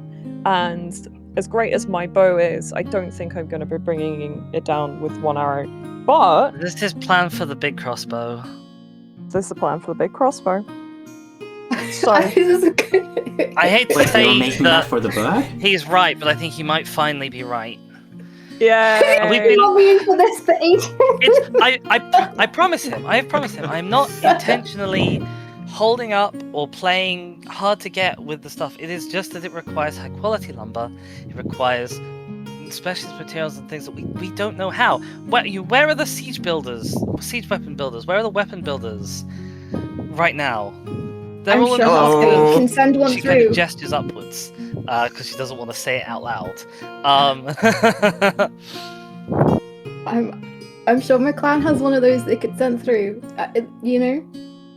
Well, we were building it. We were gonna build yeah, you but can this. build it. that doesn't change the fact that we Great. don't have the parts. And she's saying that it needs to be high quality parts. Lumber, yeah. Yeah. What if we made it out of lumber- low quality parts? What if it was If bad? you make it out of low quality parts, you might get some shots off before it snaps. This is what I'm imagining. We're gonna get one shot off with this thing. It's gonna explode as it fires the bulge. Fucking Bard the Bowman in the Hobbit movie style scenario. You got Exactly. one black arrow. One black arrow, All we need, one shot. one white arrow to take down the white bird. Hang on, we may not need to build like a complex weapon. Are you familiar with how slings work? And I'm talking out of character. I'm talking about proper medieval slings, not just like those tiny little slingshots. You get a rock in a bit of string and you spin it round and round and round You your spin it head around. till it's going very fast. And Oh, you throw it up maybe and I it was drops- thinking of the Roman one where you have like you have it in the sling and then you like quickly like pull the ends of the strings apart and that just launches it away. We could build something very rudimentary by just like getting like two big logs, a carpet but where or are we something getting big between logs? it, and Big then logs just is like the problem. Big logs in this land with no wood. okay, but like something big and vaguely cylindrical, like bones. It's more, well, if I wasn't Big here for the bone. elastic. And then we just like tip them away from each other. Alternatively, Okay, but could like we use hit them iron- away from each other and just launch like a Iron's quite stone or brittle. something into the air. It won't be precise, but it's something. I mean, the bone must be good enough if we're making armor out of it. It must have different qualities here than the bone at home. That is the plates rather than the actual bone itself, though, right? They're bony plates. They are made of But the same material as. Did it the have big original ribs? parts. It had ribs though, because it did this is the frog beast, right? It So- inflated itself, right? This is a thing that I've been sort of considering, like the skeletal structure of the animals here, and this might be a really stupid idea, but I'm gonna pitch Go it to anyway. you all live on stream, and see what your initial reactions are. I'm kind of envisaging that there might be some sort of double ribcage structure going on, Ooh. where they have a ribcage above and a ribcage underneath. Oh, so they got two Ooh. spines, like Well, no, dorsal so spine and a ventral spine through the middle. Okay, work with me here. Spine through the middle, Uh-huh. and in most creatures, the breathing apparatus, the air sacs, Uh-huh. are in the top Ah. rib cage, which tends to be sort of bigger at the front and then shrinks down to the back, and your spine makes almost an S-shaped curve. And then at the back, you have your second ribcage, which hangs under the body and protects the guts, basically. So And these are completely separate systems. So they're not. You have your airway going in through the skull, and you I have need to your try this. esophagus equivalent going under the skull. You need a diagram? no, I'm no, fine. I Well, need to like everyone draw else this might to do make that. sure I've gotten this right. So like, I'm just trying to imagine what this creature then looks like from the outside with You have, ribs like- that point up. the spine here, you have like a head here with a big muscle or something. You got like, maybe not like that. You got like ribs. Why is it not drawing? Hello? Happening. Hello? It stopped drawing. Turn your pen on and off again. We tried to turn it off and on again. My pen doesn't have a battery. It's like, but it has stopped working. What? Hang on, let me unplug the tablet. Oh no. I mean, like, I could still move the cursor with the tablet, with the pen. Now it's just not working at all. Oh no. Okay, mouse it is. That is very fun to happen when you, like, work as an artist. Uh-huh. And, like, its I bet. ribcage is like this. If I understood it correctly, like, over by the... I'm drawing over by With the this. tiny island. This is on Shasko stream. Oh god. Quick. No, it's Tab over. on Roll20. I drew it in the Oh, you ocean. really? I Automatic. see it up there, yeah. Ah, I'm not looking. What is I it? mean, yeah, TVC. that's kind of the basic body plan I'm imagining. I've drawn a very bad rough diagram. Where have you drawn it? What corner? I Oh, will over there. think- Ah, there we go.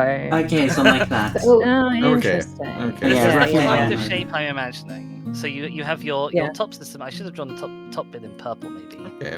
This is your lungs, and you have your windpipe going through the skull, and then you have your food pipe going under the skull.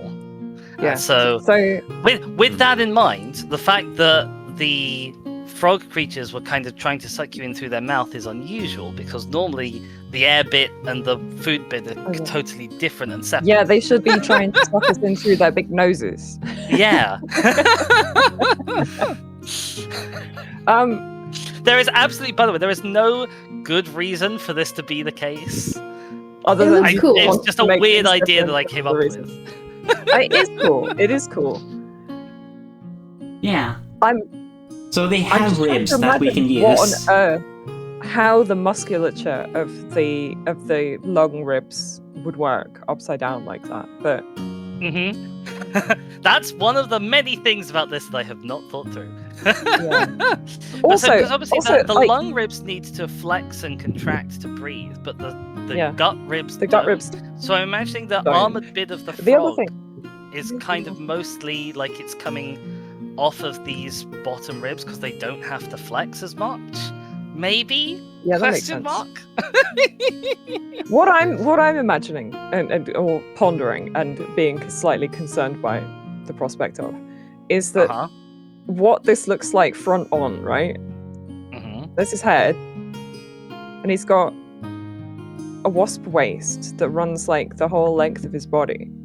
You know, like his spine runs down the middle, Mm. and the ribs, assuming they're like our ribs, form the outside of this. You know, and then Yeah. I assume like the So it bit in pinches between must in be the middle, right? flesh. In It's a some very sense. shapely frog. Maybe that's how they breathe. Maybe they just breathe really differently. Maybe they actually breathe by having muscles that anchor from the top rib cage down to the bottom rib cage, and they They breathe prise their back rib and cage forth apart rather than in and rather out. than- yeah. Yeah. I don't know. Like I say, this was not a well thought through plan. I mean, it's conceptually fascinating. I mean, I do say I am very pro separating air intake and food intake. It is largely a coincidence for us and mammals and our more recent, you know, or amniotes generally, that we breathe and eat through the same orifice, our mouth. Hmm. You know, evolutionarily, there is no reason that need be the case other than just it streamlines the number of orifices you have. But you don't need to have them be in the same opening. Imagine never fearing choking on your water or whatever. Like, Exactly. I would say there Completely is like a eliminates reason trickiness. why I came up with this as the stupid idea when I've been like trying to figure out the evolutionary history of what's going on. It's possibly an even stupider reason, and you don't know it in character, and maybe you never will know it in character. But Tell us anyway. oh I hey, need so stupid you know reason. how you've met sort of weird little eely fish creatures? Uh-huh. Uh-huh. They're not the ancestors of terrestrial vertebrates. Okay, Uh-huh. the ancestor of terrestrial vertebrates. Hang on, I need to get out my pen. You Across haven't the met this yet, but the fisherman will have. Okay, its body plan is it has a little like head/eye stalk thing. Okay, and a skinny neck, and then it has 4 arms with bone down the middle in a radial pattern, and then it secondarily has developed bilateral symmetry because over time these 2 arms have curved around to encompass bits of body and form a rib cage, and these 2 arms have curved around to encompass bits of body and form a rib cage, and then it's just duplicated that lots of times into segments. amazing. Oh, It's goodness. phenomenally stupid as a concept, but I think Uh, that's incredible, frankly. That is I amazing. mean, Yeah. yeah, if your DNA photocopies itself in a weird way, shit happens. I thought you were going to say that, can I think, that these 4 points on this guy were the 4 mouth parts. So I think basically, so originally I've been working on the assumption that originally everything was legs. That's how insects. I mean, that's how it works with the invertebrates. Like so, yeah. mandibles were legs. Yeah. Wings weren't legs in insects, but everything In else insects, was once no, legs. So I think in this, that's kind of how it's happened again. Everything is legs, except maybe everything was ribs, or maybe everything was arms, and then some arms are now ribs, and some arms are now arms, and some arms are now mouth parts. It's ribs all the way down. You're all ancestral starfish, and that also explains why I don't have to deal with a tail. I Because there was never any love like this extra speculative bit of spine. biology. That's fascinating. There's probably loads of mechanical reasons why it wouldn't work in real life, but that's fine. I'm because stalling on the that- everything used to be ribs thing. I can't see a point where you would suddenly decide to walk on your ribs. Maybe I'm maybe not everything used to seeing be the arms, and the interesting ribs steps there. used to be arms. Yeah. Maybe ribs are solidified arms that have like ossified into a hard protective structure. Yeah, I mean, it's I also like turtle the cat. implication that there was like a torso or something that kind of just like either became the head or fused into the underside of the head to form the mouth parts. That's what happened with insects. Yeah. It's real freaky. Fair enough. Once upon a time, the ancestor of insects looked not unlike a centipede in the sense that every segment has a pair of legs. I see. And they basically just like crinkled that up into a weird origami where they're only Yeah. walking on 6 of those legs, but they now use those front legs as their antennae and all their different mouth parts. It's quite complicated. And then you have the other arthropods that are what they call bioramus. They had 2 pairs of legs on each thing, except one pair of legs wasn't actually legs; it was gills. So they had legs sticking out of the sides of the body, and then above each leg they had a little feathery, just external gill structure just wafting in the current. Because you need to breathe and walk at the same time. Yep. I say that. I don't actually know which arthropod groups did or didn't have that, and they might still do. I'm not certain. Some still do. There are some.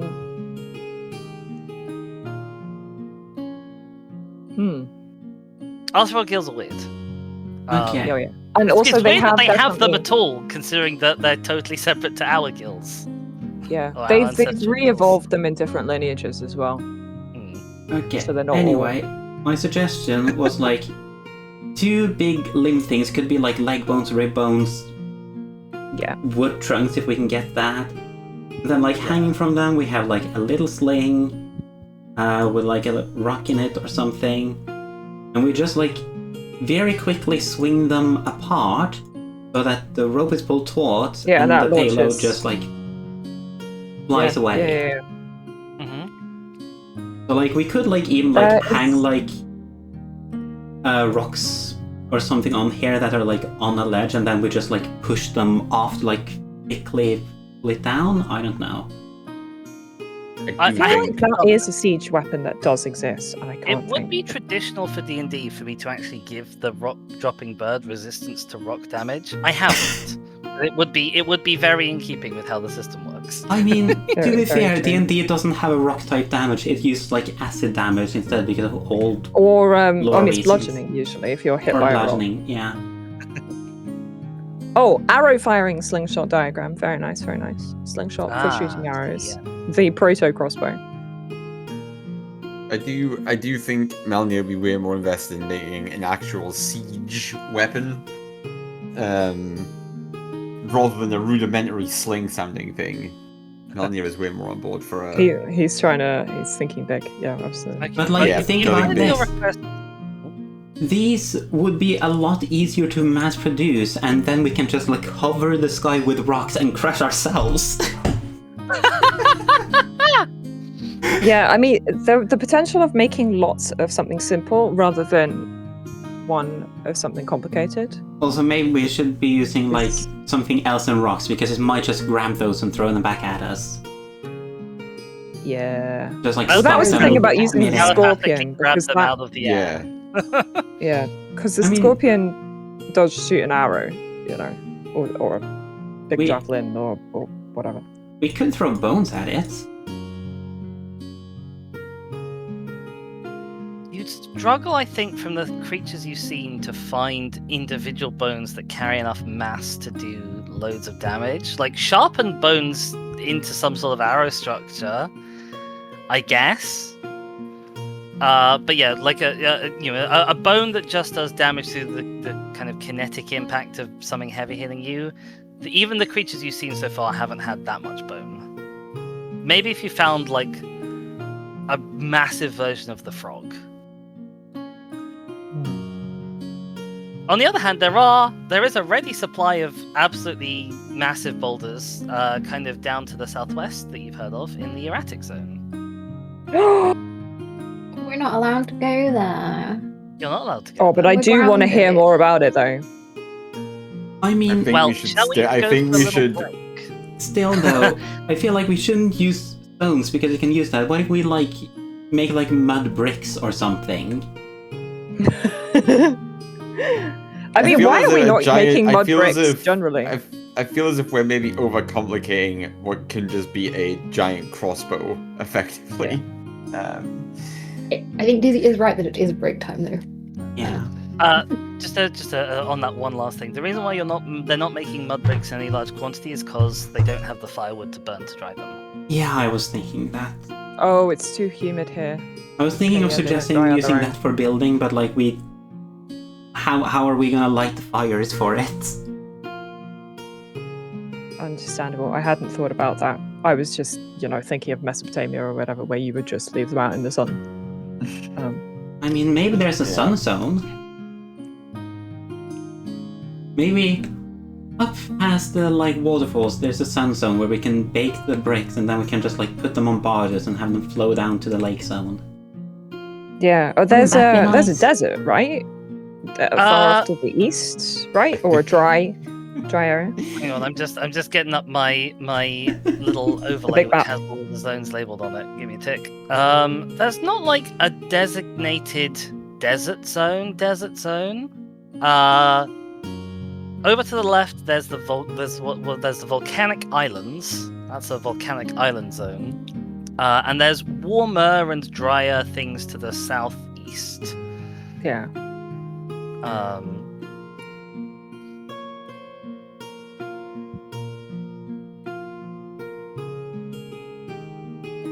But yeah, there's no true, or at least we'll say that Malshor has sort of you. There's no true desert on the island. Okay. Possibly just But because it's- it's small. The rain can It's get dry everywhere. though. Is there anywhere there's warm and drier dry? bits. warm and dry. You want to go south and right. Yeah. Oh, I've got the desert island zone down at the very bottom. Those little islands I've labeled as Those desert tiny islands. islands. Very cute. But yeah, I mean, the thing is, if we were to, you know, have like some kind of brick transportation infrastructure, we still definitely need some kind of boat to move that, I think, Yes. which requires us Definitely to shy of large boats. map between the lake and the sea, which is the erratic zone, right? If we Yes. are going to be sailing back and forth. I mean, it's definitely going to be an economically useful thing to do, but again, probably not going to be easy to rely on doing that before the white bird attacks. Sounds like this sort of long-term infrastructure project rather than a we can do this in a pinch kind of project.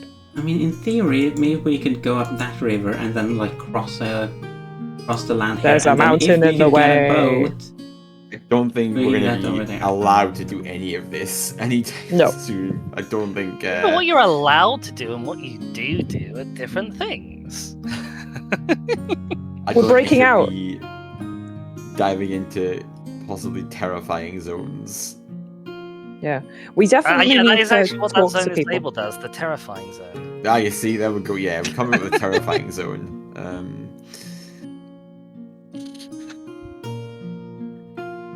Right, you'll have a think while we go for a little break. Yes, Yeah. food. 10 rag minutes. Absolutely. See you in a bit, pals. Bye. see you soon.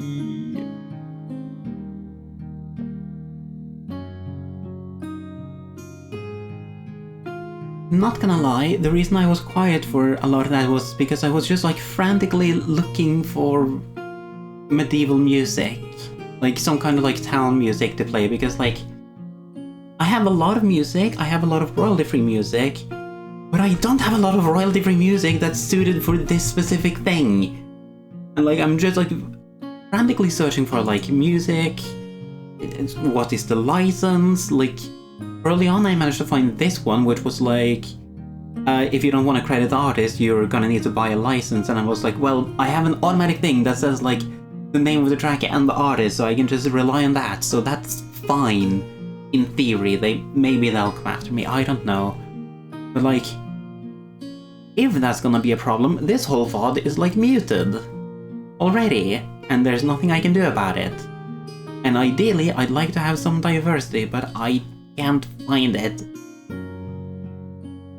So yeah, maybe I'll like keep looking.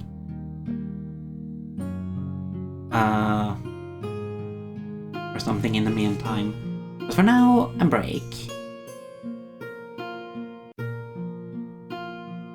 See you soon.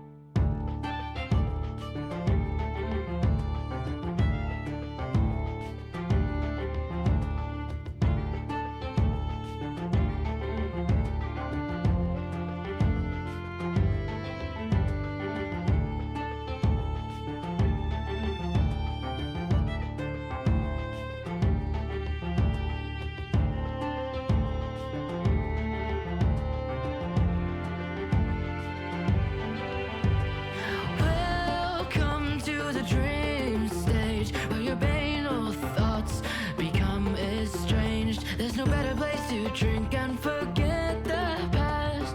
Leave your name to the wind and live out to your heart's content.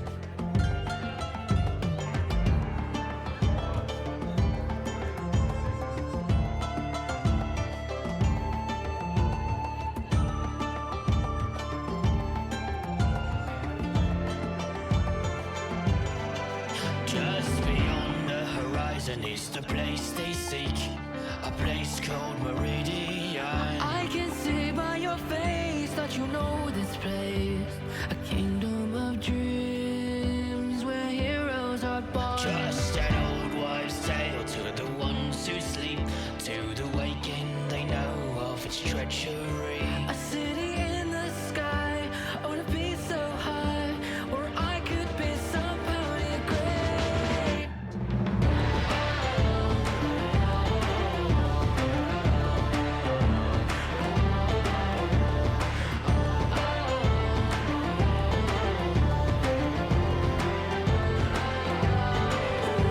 Now listen here, it's all an illusion. Meridian is the fallacy of the powerful.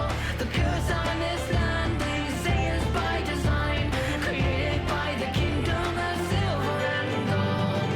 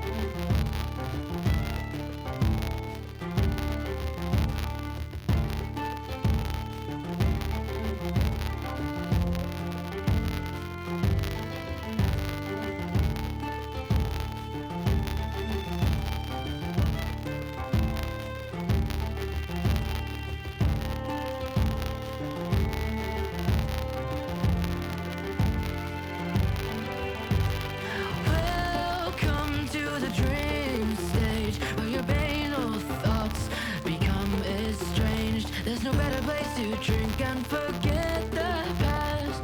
Leave your name to the wind and live out to your heart's content.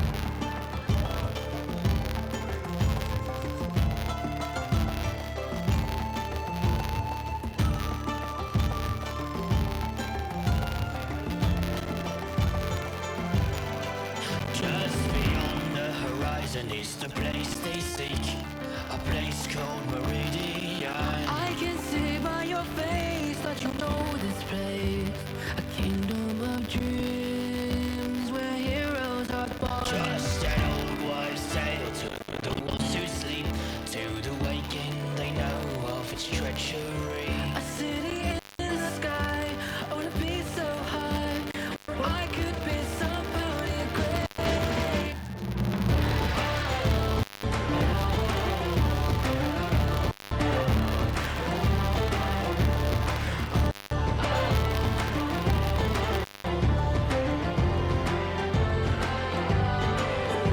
Now listen here, it's all an illusion. Meridian is the fallacy of the powerful. The curse on this land, they say is by design, created by the kingdom of silver and gold.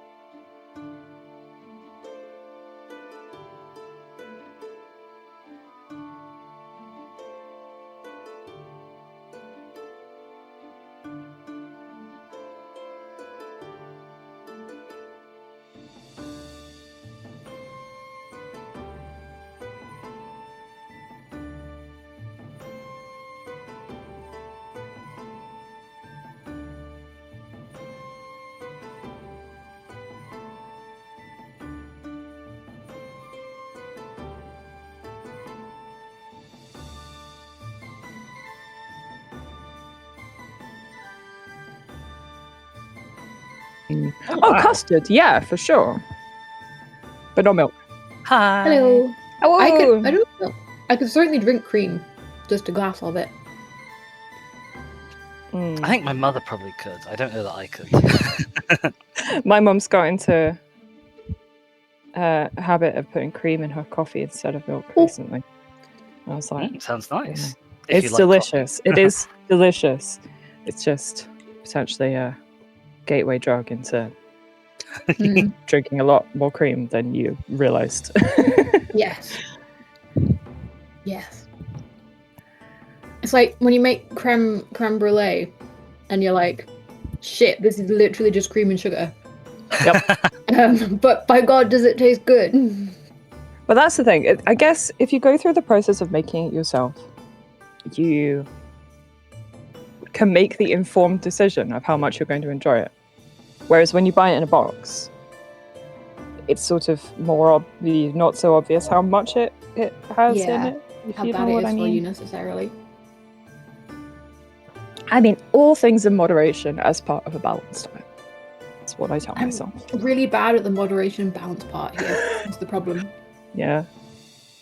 Self-restraint is Who is she? important and less common than you would think. Mm. Like society-wide. Do I we have think a rat? I can hear them in the Right. bathroom washing their Oh. hands. Marvelous. Currently muted and deafened, so I think a lot of the problem is that the world at large stresses me out. And if a carton of Mhm. banana milk fixes that for half an hour, Aw. so be it. absolutely. You know what? We take whatever coping mechanism we need. I support it fully. But yes, in the long run, it's not great. I'm intrigued by the choice of banana as a flavour. That's, sure. It feels like not one of the more common ones, but then again, I'm not a connoisseur of these things, so maybe I I don't know. thought it's one of the more common ones. Huh. I guess you don't really get it as a powder, do you? If it's a powder, you get chocolate or strawberry. Chocolate and You get strawberry, banana yeah. as a powder. I'm Nesquik sure you do it. can, Can you? but Yeah. My brother Like, drank so when- much when I powdered was- Nesquik. When I was little, we had lots of powdered Nesquik in the house, and I only ever liked the chocolate, and my middle brother only ever liked the strawberry and the banana. So we had a lot We'll of have the powdered Nesquik 2 packets banana in. milk in the house. I think we probably still have one in somewhere. I don't think how many years old it is.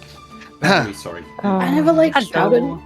powdered milk, but my brother enjoyed it so much and got through so much of it that the corner shop asked my mother to tell them when he was moving away for university so they could stop ordering it in such quantities. I love that though. Um, That's so cute. The no milk. banana milk. Mhm. Okie dokie. I'm going to do a little time skip ahead to the next morning, because the next morning the town is a little bit of a hustle and bustle, and very early in the morning, let's say at dawn, you'll hear a banging on the door of your little bunkhouse, and it is Saltager come to rouse you all, because he says, "Portal's open. You'll want to have a look at this." Let's get going, pals. He takes you over to the little sort of walled enclosure that has been constructed around the portal from the old world. You can see the gates are wide open and people are busy ferrying all sorts of bits of what looked like ship, boat, ferrying these sort of quite long for the most part, but curved beams of wood out through the gate from the portal area. But Saltager takes you in, kind of pushing past these people as they're carrying stuff, and shows you sat to one side of this little courtyard, propped up against the wall, a little battered, but fundamentally intact. It looks like the shipwreck has produced 2 beams, 2 limbs from the ship's Scorpion. Oh, It's like Phenomena really excelled herself on this. What was that? A day's turnaround? He's very Yeah, and she said she couldn't even do it. So brilliant. Fantastic. yeah. You have the plan for this. You know what you're doing with it. Yes, a mighty plan. Yeah. The So Spellner's got Confidence. good ideas. I'll leave it in your capable hands then. Hell yeah. And he kind of sort of looks about, sees someone up on the walls who's obviously not paying enough attention, kind of snaps up at them, and he departs to go and run around and probably run up to supervise the people who are on the walls, looking inwards at this courtyard. So yeah, you Alright. now are the proud owners of most of a scorpion, or at least the important bits of a scorpion. Apart from the string. Still like The string is a noticeable missing bit. Well, I say that. You've got a couple of inches of string at one end still attached.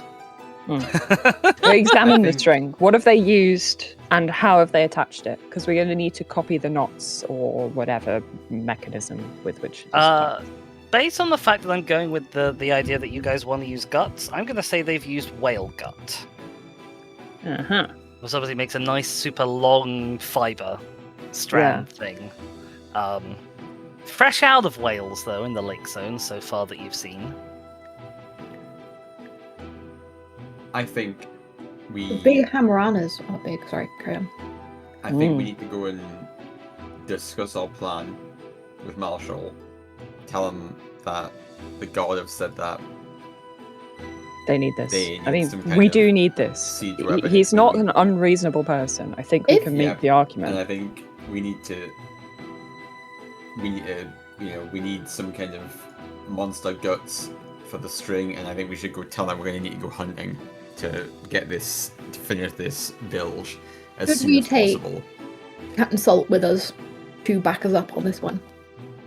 You can ask him if he'll come.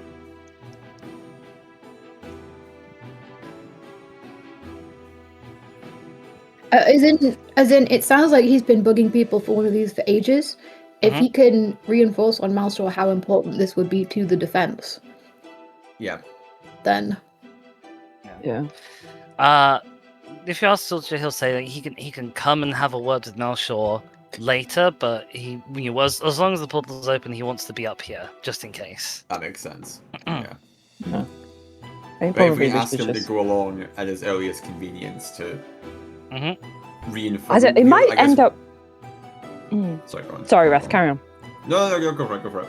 No, I was just going to say, if he's been asking again and again about this, maybe that will turn into a bit of a cry wolf, where they believe us less because it's him asking, because he's said it so many times before. Like, what's to say that now is different?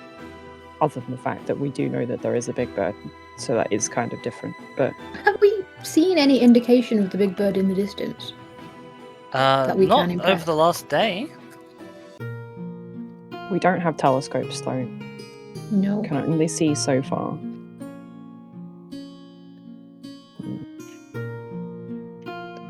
I think it's better So if we you're- go speak to Malshol sooner. Huh? I don't know what everyone else thinks, but I think it's best if Yeah, we no, I think we should just go right now. Okay, you go and head off to Malshore. Let's move everybody who isn't Malshore, move their tokens out of the way for a bit.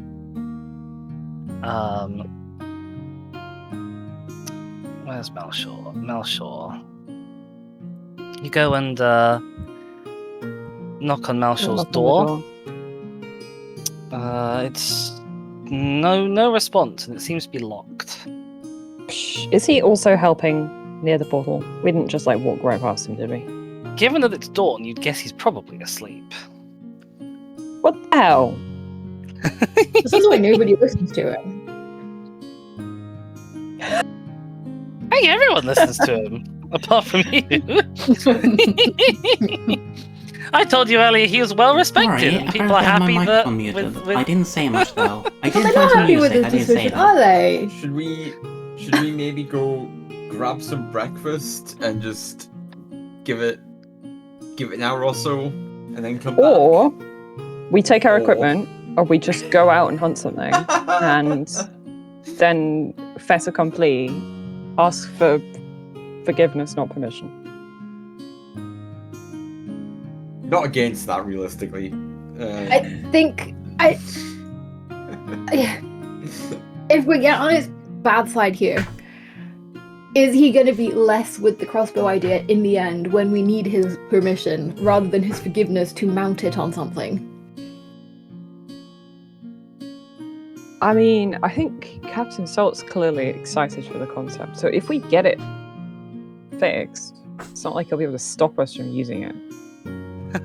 I mean, I And guess again, he's not a stupid man. You know, like if a bird is attacking and we have a weapon that we can use to attack the bird, we just might need to hide it in a shed or something. I feel like I should read out something in my notes here. Rule 1. This place is dangerous. We don't belong here and this world knows it. Ignore this rule and it's obvious you're not listening. And like, we Rule 1, will be don't die, exiled yeah. and we will die in the wilderness. Well, we need breakfast regardless, Yeah, but we're right? not- So what if we have breakfast and then come back? And if he's still not here, then Yeah. let me think again. Okay. Alright, so you're gonna wait around for him to wake up, basically. Yeah. This is what I'm getting. Morin doesn't want to go without Martin's permission. Yeah, you can do that. You go have breakfast. By the time you come back, he is indeed up and about. He probably isn't in his office, but you'll see him kind of moving because his office is not very far away from the portal mouth. So you'll see him supervising as people are kind of finishing up with the portal. When you head back from your victuals, and he is stood outside there. Yes. What's up? Have you seen what the shipments brought through? Yes, Lord was very keen to show me. Mm-hmm. He thinks you can make a decent weapon out of it. He's been asking about one for ages, so I'm glad that he's finally got his thing. Yeah. Are you it kind of asking has permission to fire it? No.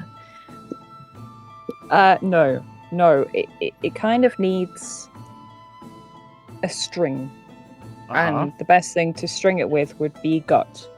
And for a I weapon see. that big, it needs need to a be a big long gut.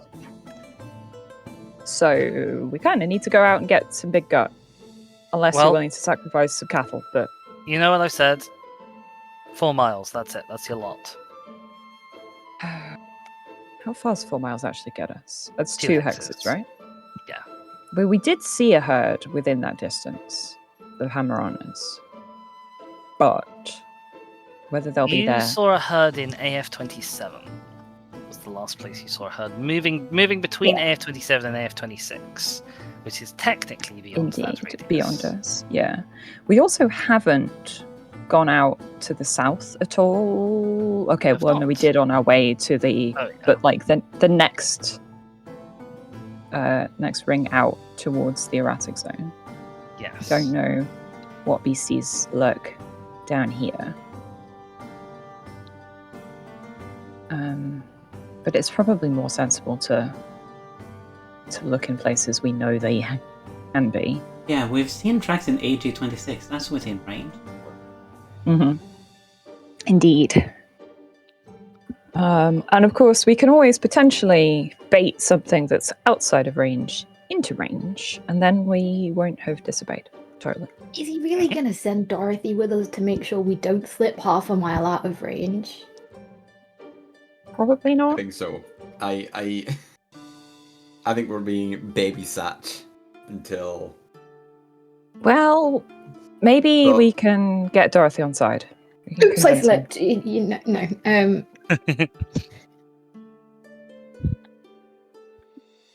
Hopefully we So can you're- find him. You're heading out to the northish. Sounds like it. Northish, yeah. You're going to Northish, specifically AG-26. Oh yeah, it seems like as good a shout as anywhere else. All right. I'd like someone who's going up ahead to make me a wisdom survival roll. If you're having somebody who's sort of on lookout duties, someone to make me a wisdom perception check. And if you're being sneaky, I want everyone to make dex stealth rolls. But if you're not being sneaky, then don't bother. We can usually hear these things before we get to the point we need to stealth, right? You can. I got a 22 on my survival, so I'm scouting. Mm-hmm. Scouting. I don't know about perception. Anybody else want to perceive? I can do perception. Wisdom? Receive them, Connie. Yes, wisdom perception, please. Alright. And I'm also doing a stealth check with disadvantage. Uh-huh. Oh, are we stealthing? We can choose to stealth. I think we might as well stealth. Probably safer than accidentally startling a whole herd. Well, I don't have much of a choice in the matter, do I? Oh, I rolled a bad. 5. I got Um, 17 on my disadvantage. stealth. Which is not Hold too on. bad. Disadvantage. That's a +1, not a +2, so that's a 14 or a No, 14. the perception I've was got- 12. Okay. Ooh, I got a 6 on stealth. 6 on stealth. So we have Yeah. one. We have 2 terrible stealth rolls, an alright stealth roll, and what did Henny Make it get on so. stealth?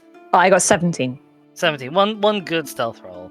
You're not going to be hidden from anything that's like very perceptive. But you're not going to be immediately, obviously, banging and clattering your way around the landscape. Obviously, it helps that out here in the lake zone, you have your deadening shrubberies all around everywhere. The first couple of hours out on the road, you can make it to AF26 without particular incident. You already know that the area around Refuge has much less in the way of wildlife. AF26 is this kind of you get to this sort of watery area, which is where you've seen tracks before from things coming presumably to the lakeshore to drink. And as you are approaching, you will indeed hear the telltale sounds of a herd of these hammer boys, probably down there getting their nice morning drink. Fantastic. How many of them are there, and how big are they? Let me pop you on a map. I think it's this map. If it's not this map, tough, you're getting this map. I'm sure those you are- had one with like a... Hang on. Is this the one that has the rivery patches on it? Oh, no, you're Oh, right. it's not this one. It's not this one. Well, you're having this one for now because Fair enough. the other one, I unloaded the other one because I was at my art asset limit. Oh no. How many On are there? limit. That is a very good question. I need to go and grab some tokens for y'all to see. Before we left camp, we should have made some rough estimate based on the size of the limbs, how much string we need. That would have been a good guess. A good thing to do. I mean, we don't Well, you know know, what you know. these guys' guts are even like, right? Well, I guess we must have, because we did butcher one. You so, like, didn't really butcher it. We so brought you, it back. Yeah, we brought it back for back. somebody else to butcher and then didn't check. Mm. I mean, maybe they've got a really Maybe we short should have just intestine. gone to the butcher. Well, Well, hindsight's we're here 2020. now. We're here now. I mean, I There think are this many of them. Oh, well, it has Right. Mostly kind of let me get them into a bit more position because they are pretty much all clustered around the water's edge, having their little Mhm. drinkies. Maybe some of the younger ones are kind of they're already full up. They're having little hoppity scoppity, rearing up and pretending to thump the ground, even though their heads don't make the magical boom noises yet. I adorable. do think we need to try and take on a one as big as possible. If we don't know what we need, I think we need to go big or go home. Alternatively, I vote go home. No, I'm kidding. alternatively, we take down a medium one. We can take a look at the gut and always come back for a bigger one. Or, well, I think the other thing is that you can, like, twist them together. Like, you know how rope making works, right? Mhm. Where you just, like, twist Yeah. stuff round. I think the gut is done the same way with It should twisting. be. So maybe you can twist two smaller lengths together to make a longer length. It's worth a shot, right? We're kind of stuck in town, so we can come get another one tomorrow if. Oh yeah, But we can't if we get horrendously mauled by a massive one. True. Very true. We'll all be Um, stuck in bed with Stonjo feeling like plums. Well, as long as we're alive, then we've still proved Ms. Don't Send Adventurers Out wrong. We just Yeah. need to not die. And preferably turn up as less dead as possible. Yeah, absolutely. These things are so massive. I don't forget how big they are compared to our Yeah. tokens. Yep, That's they're fine. enormous. So I think the middle-sized ones probably are going to be reasonable, assuming that their guts are like what size did we kill mammal last time? guts. Was You it kill one a of the big- It biggest was a ones? middle-sized one. Yeah. Because the big wounded one we couldn't get on its own. Yeah. Oh, is there any sign of the wounded one, by the way? Is this literally the same herd? It does look like it's the same herd. You can indeed still spot that wounded individual. I need to Get decide him, which get one it's him. going to be. It's this one up here. I'm gonna ping it and then I'm gonna put a marker on it. It's not the closest one. There we go. Bing. There's the wounded Drat. one. Basically, the Well, you farthest can away plop one. yourselves somewhere on this map that's kind of a bit farish away because you spot them before they spot you. Before they spot us. Yeah, maybe we're coming from like I think if we can get behind that. I mean, Up it's here not or great somewhere. cover, but yeah, if we can like, at least use that yeah, patch of. and approach through this patch of vegetation. Yeah. Yeah. This patch. Where's me? I'm over here. Ping bigger. The ping doesn't scale with how far you zoomed out. Yeah. No, it doesn't. really Hedy. Yes. Oh, I've got 2 Connies. Yeah, I think I like tried to drop my token onto the map from the character sheet menu. You And added it a didn't second version appear, of yourself. So it didn't appear for me, so then I noticed it in the bottom and grabbed it from there instead. Alright, so you're approaching More from the right. comments. Big herd. Here is injured guy. What's the plan? Hedy. Hmm. You remember So what last I time- told you about how I got my vision? Yes. I think Tiara has blessed me with the power to do that to others if I get close enough, and only once until we rest. Oh. And that will make it easier that is for us to bring it to the grave. But it will happen, but it will need to be attacked immediately after I do it. Okay. How close do you need to get? About, I don't know, about distance from that tree to this, to that, about the distance between these 2 trees, but a bit more. Yeah. 30 feet. So You can say 30 feet. I don't mind. you can say 30 feet. Okay. About 30 feet. So currently 30 feet would not give you the from where it is at the moment. That doesn't get you into the vegetation. That's about 40 feet. But the way that we caught the first one before, when we hunted the young one, we sort of tricked it into leaving the herd Yeah. because the adolescents like to do some like mock fighting. So we created an illusion of one that it wanted to come and fight. We tempted it away and then ambushed it. We've not observed this injured one. You know, it seems to be like being kept in the bosom of the herd, right? Like they're keeping it in the middle of defensive formations and looking It's after not it, right? Presently, particularly, it's like it moves with the herd. It's not being defended the same way that the young are. Okay, interesting. I mean, of course, the reason that you would go for an injured individual in a herd generally is that they can't run as fast as the rest, so it will lag behind, so you can catch up with it. But these guys don't necessarily run away when presented with danger. They kind of stand and fight, which is difficult. They formed armor babies. Maybe, I mean, we could try some kind of illusory technique. Again, obviously, I do have that ability at will. It is a cantrip. So if it doesn't work, I can just do something else. What? Can I What make a divisions? smell? That's crazy. It's sound and image. No, I can't do smells. What visions are we talking about, by the way, Connie? We've that was missed me. Don't worry about it.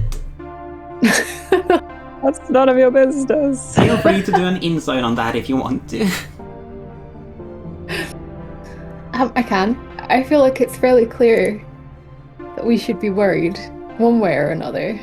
But also, Just like vaguely saying, hey, you know that vision of that I got, I think I can do it to others and then use it to help us kill it. Like, what are the He's implications having then for the vision Connie had? Mysterious visions. This is weird. Yeah, are you rolling insight on that, Hex? Sure, why not? Me and Connie are just deeply suspicious of each other. Lincoln. I just realised I got the wrong tokens out for the Hammer Boys. You want labelled No. ones that say HM on them. They say Mm. question mark. Yeah, give me a sec. I will fix that for you. No, just leave them Deception. saying question mark. Yeah, I feel like that matches the Oh, tone I Connie. had. You're an open book.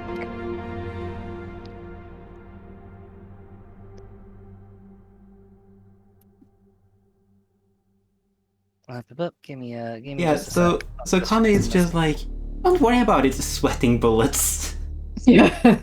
looking frightened for her life. Literally. Yep.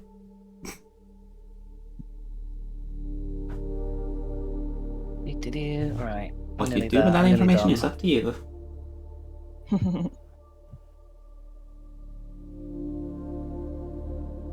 Right, okay. I need to go to the token layer and kill the old ones. No, Boop. don't And kill then go to them. the GM layer and give you the new ones. That's You only very get half the few. new ones. Oh, There we go. There we go. Do you see them all now? Yeah. There we go. Okay, we've done the Mhm. replacement. Anyway, there This was one actually a is reason why I missing the needed to do marker. that. Oh, it is missing the marker. There was a reason why I need to do that, because while y'all are getting up in each other's business, thinking about visions and things, suddenly activity happens. Out from this cluster of trees up here, which you guys were considering positioning yourselves into, a bunch of other creatures suddenly emerge and dart forth. And they kind of sprint out from the clearing, and within seconds, they have surrounded this little baby who's wandered slightly off from the pack. No, baby. And you've seen these guys before. These are the sort of weird little frilly six-legged creatures that you saw up on a hill one time, and they ran away from you before you got particularly close.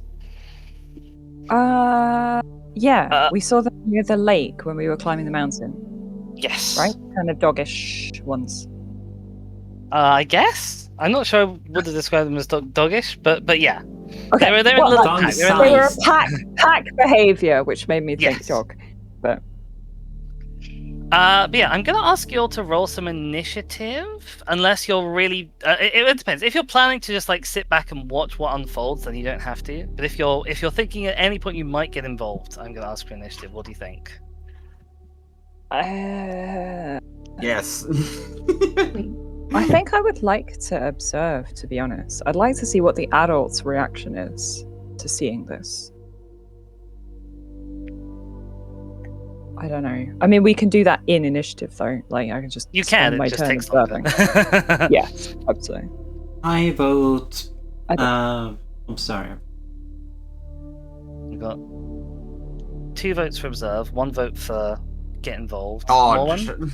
I mean, observe is good, but if one of them obviously ends up, perfectly positioned for us to pounce on, then We can spend 1 turn observing, which is not very long in the grand scheme of things. Yeah, okie doke. We can do as that. long as- yeah. I mean, I guess if Belna's considering charging, then it might not matter if you guys want to sit back. Yeah. All right, give No, me this some is bum initiative rushing him. rolls. Oh wow, they've done well. Blimey. 16 plus. Yeah, 18. Oh, hang on. Boys. Oh god, I've got 2 copies of all of you.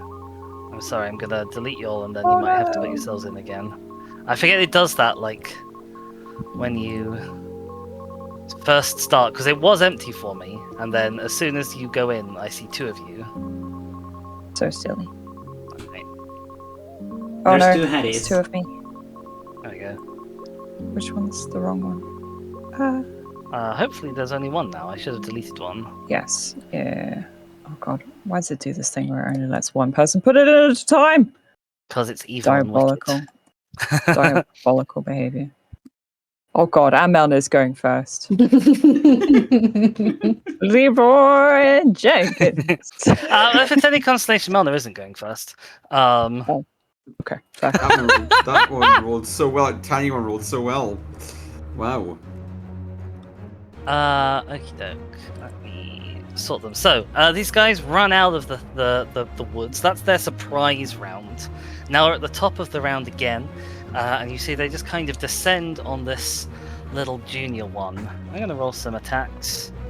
Oh, they're not rolling great for attacks. How much AC do these have? Well, they probably are rolling well enough. They have pack tactics, which means, oh boy. I'm not going to Wasn't bother that, rolling like- damage. The first 4 are going to hit it with enough bite attacks. One of them was a crit. Yeah, these 4 kind of just surround this little guy, and just, you'll see they're 6-legged. They're not like the most agile in terms of leaping, but they just kind of grab on with sharp mouths and grab and tear at bits of flesh. And the poor little thing is surrounded and very quickly is overwhelmed. And that was ridiculously fast.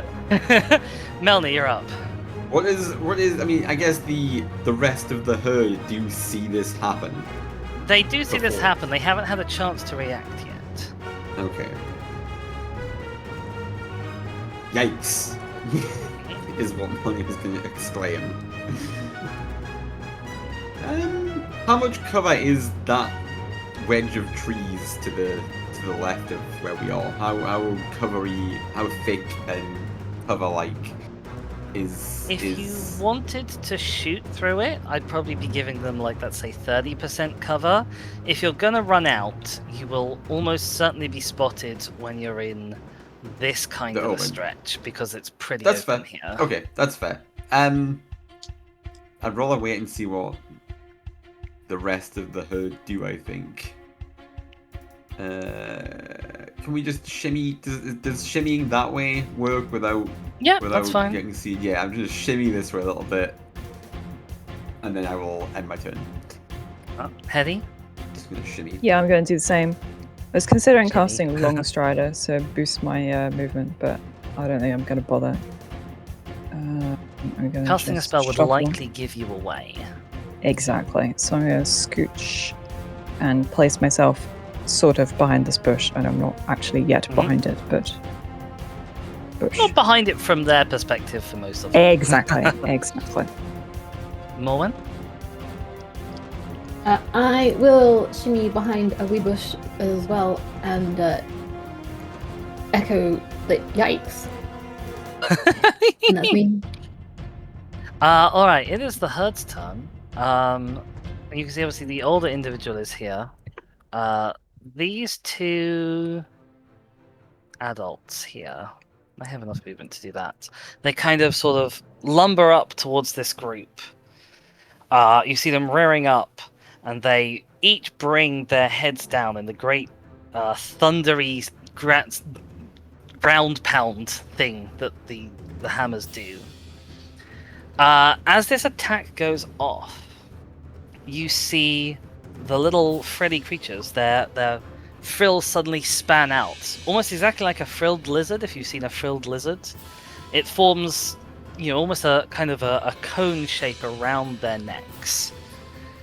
And these creatures, the frilled creatures, seem almost entirely unaffected by the effects of this thundery sonic attack. But the adults who've deployed it, you see them kind of stagger backwards as though they themselves have been struck. And then the older individual kind of runs forward, and he's just gonna do a stomp. He's just gonna try and step on one of them. Yeah, squash him. Well, that's I don't know what his actual attack bonus is because I can't find his stat block. I'm flicking madly back and forth between the 3 different stat blocks for the juniors, the frilly boys, and the adults. But that's going to be enough to hit. Let me roll some damage. I don't know Oh, about you what to roll. guys, but I'm thinking we need to make ourselves some umbrella hats Yeah, absolutely. out of these. Well, guys' maybe- bills. Ow! Maybe we need to, capture one of the frilly lads to work out how their cone frill works. I like how And- you're working out Capture, how it kill, works. And rip kill. it off and wear it. Just Um, kill. If only we could speak okay. with animals, we could recruit them. Connie, you're up. What was the damage? Is one of them? Is it? It's injured. It's not engine? dead. Okay, fair enough. Not completely squashed. I guess I'll go up here. Mhm. And oh wait, was something like? Are we gonna fight? We're not We're planning observing. on fighting. It's looking incredibly dangerous to go in and fight right now, I think. I'd like to see how they behave as they disperse, though. Like, if they do. Yeah, if one pulls off in a bad direction, we can. I think it was as they were moving last time that we were able to tempt one away, and it helped us that the herd was moving on at the same time. Yeah. I'm gonna move it there Go instead, there. so that everybody's within range for a bless if we do fight. What's my range of my. Is that you? my That's the end of my turn. ready for it?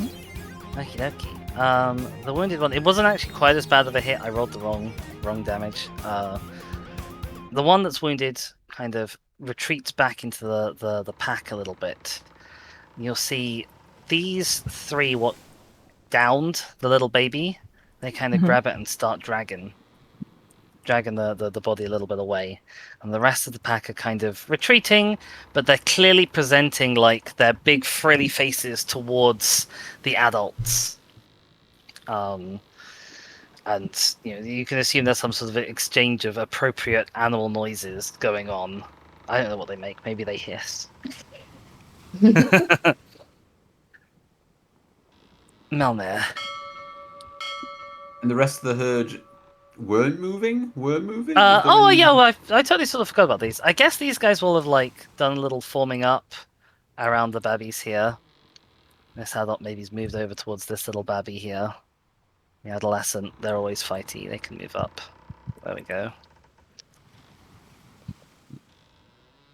There we go. A little bit of a herd reaction. Okay. Sorry. Okay. No, that's all good. Ah yes, Melny, you're up. Yeah. I know. Melnia's just itching for a fight, but a fight seems like death. Does seem potentially unwise. It seems like those little things have got what they want and are going to leave now. They seem like I guess the question opportunist is, hunters. whether the herd are gonna pursue in any way. I imagine they'll be able to realize that the baby is dead and not worry about trying to get it back. Lost cause. They could then flee, and we could try and pick off the injured one again, because it might, Yeah. flee a bit slower. Melanie's just gonna wait. Just gonna wait it out. Just gonna do nothing. Hetty? Yeah, I am going to continue to move up, but I would like to do so stealthily. If that hinders me in any way, I don't know. No, you've all already rolled stealth checks. Like, Okay. It's just that some of you got bad results and might be spotted if you go across open ground. Okay. I rolled quite stealthily, so I'm just going to keep sneaking westward generally, or to the left anyway. I don't know if this map is oriented that way. We'll say for now that it is. Morwen?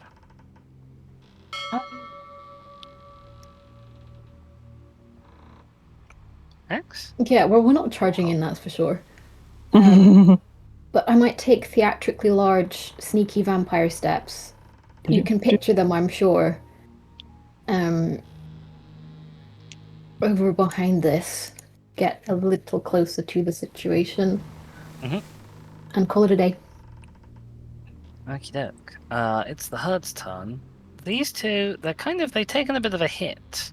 They're gonna kind of step back. The big one, however, is gonna full on charge.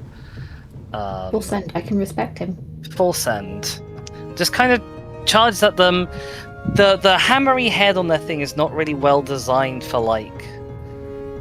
It can't do like a head down, antlers forward pose the way that something like a deer or a moose would, but it is still fundamentally a big, flat, bony, reinforced chunk of their face that they can just charge forward with. So he's going to do that. He's going to roll terribly and absolutely whiff, and it connects instead.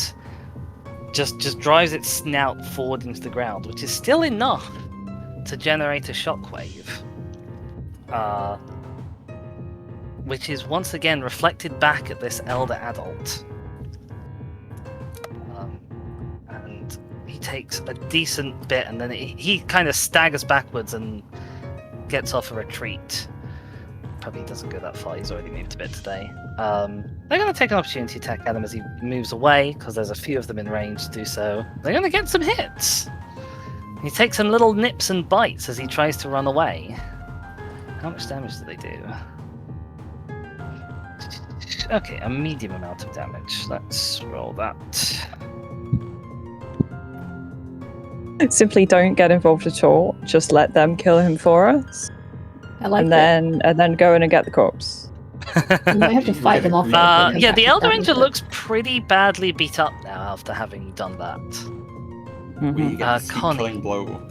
You're up.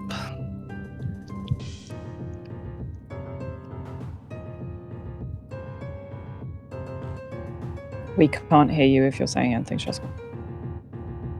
Well, I rolled a 5 on the stealth, so I feel like if I walk into the open, I will be spotted immediately, and then there will be a fight.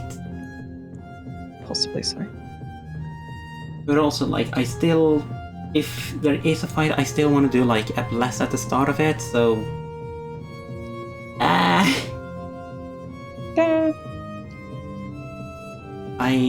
What's the range of Bless? It's only 30 feet. Is it 60 feet? It's 30 feet. Ah, okay. So many of my abilities are only 30 feet. Alas, it is the way. Everything is hug range. At least I grabbed You know what healing abilities- word so that I have the 60 feet range thing. I was gonna say, you have one other ability that's got a 60-foot range, right? Yeah.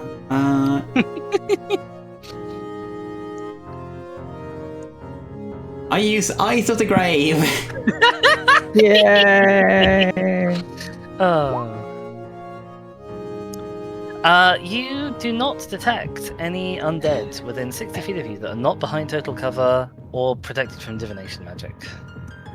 Well, I'm gonna tuck myself into as much total cover as I can. And my turn. Okie dokie. The little guys are gonna kinda... Yeah, like, I think the engagement is sort of over. They're just kind of backing off slowly. Maybe some of the ones at the front will sort of move to be a bit close to this and try and grab some chunks off of the body even while it's being dragged. Hungry fellas. Melny, you're up.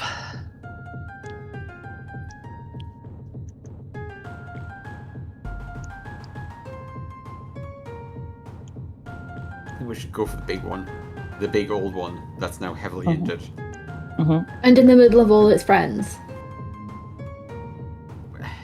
If we kill it though, won't the friends just run?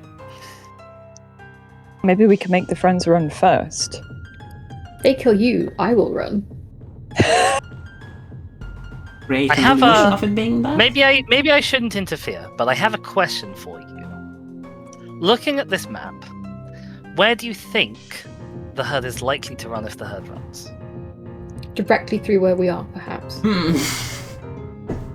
I was gonna say, I presumed judging by the very bottom corner, that there was more land over the water. Am I incorrect? There is land on the other side of that water? There is land on the other side of the water. This little thing here, this is not like full land. This is another one of these little islands. This whole right. bit is like quite a sizable delta as the river pours out into the big lake. Right. Okay. So there it's not like is it's the- proper land on the other side, but from here it's not reachable except by kind of hopping across all of these little bits. And there's plenty more Swampy. little bits before the other side.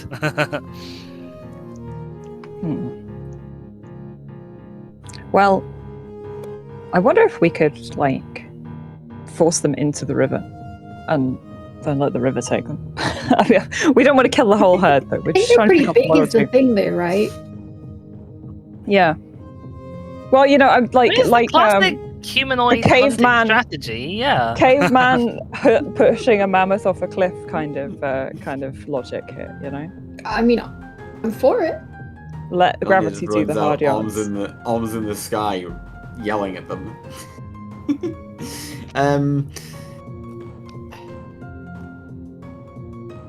It took exactly one day stuck in town for Melnor to go completely stir crazy.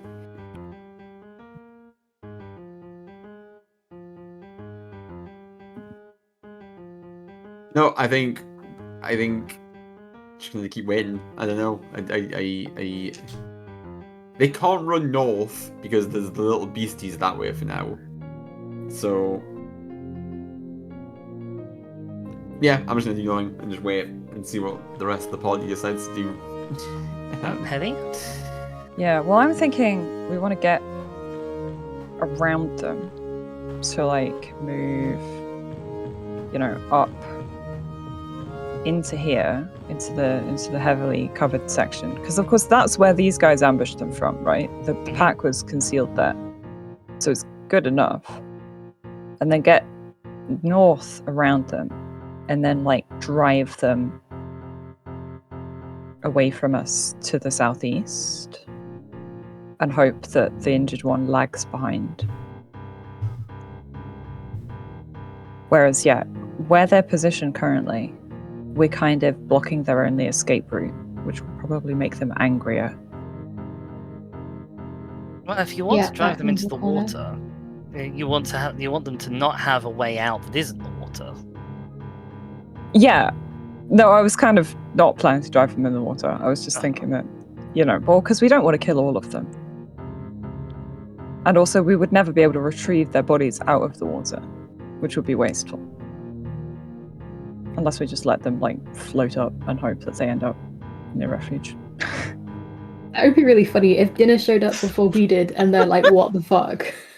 The poor fishermen are out on their little catamarans and they just see like a herd of dead giant things drifting past. Oh my I god. think the water's poisoned.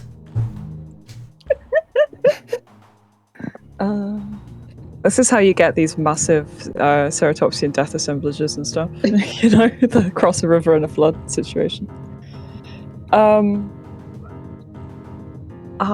Yeah, so I think Eddie's still moving towards the heavy cover. Mhm. Well, thereabouts. Any chance I can take the dash action and dash stealthily? You can. I will ask you for another stealth check. Right, well, this might make or break our strategy, lads. Go for it. Yeah. That is a 4 + 4 for 8. That's an That is 8. not ideal. You dash. You dash, kind of plowing straight through one of these soggy bushes, which is not. It doesn't part easily like an earth bush because it's all just one sort of mass. And it's enough to stumble, and you flail your arms a little bit to regain your balance. You don't fall over, but the flailing of arms is enough to perhaps give you away to some of these individuals who are. Oh no. Might not have done if they weren't so alerted, but they are very alert. They're tense, yeah. Fair enough. Yeah. Uh, Oh, sorry. Unless you have any other things you're doing, Hedy. No, I don't think I'm in. Oh wait, no, I am in range now. You Right, have just used your action. I have. Hunter's Mark. The Hunter's Mark is a bonus action, and I am within 90 feet. So I think I will cast Hunter's Mark on the injured one.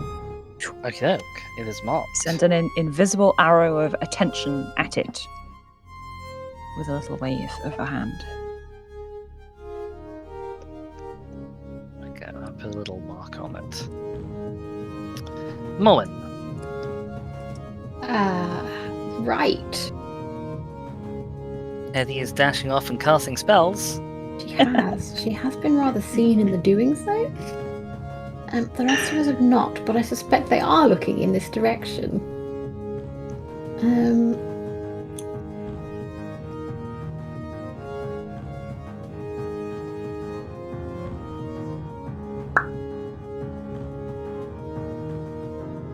Oh. I guess we're no longer observing, though. We are taking more immediate action. You What, violated these the Prime things- Directive. These things are scary and big. I don't want to die. Might join Hedy in the bushes. Shrubbery. Clank, clank, clank, clank, clank. You dashing? If it's evident we've already been seen, why not? Okie doke. Clank, clank, clank. Clank, clank, clank, clank. That's it. That is my action. I am not a ranged baby. Alright. What is the herd doing? We're now seeing there's more people around that kind of dashing over that way. I'm gonna roll a charisma saving throw just to see how brave the herd is feeling. Oh, I rolled a 10. They're feeling exactly average levels of brave. That doesn't help.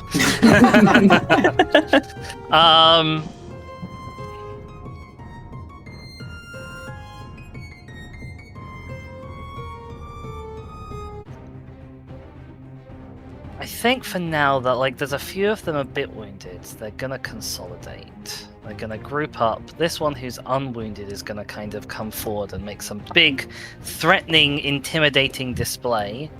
I will let you know exactly how intimidating.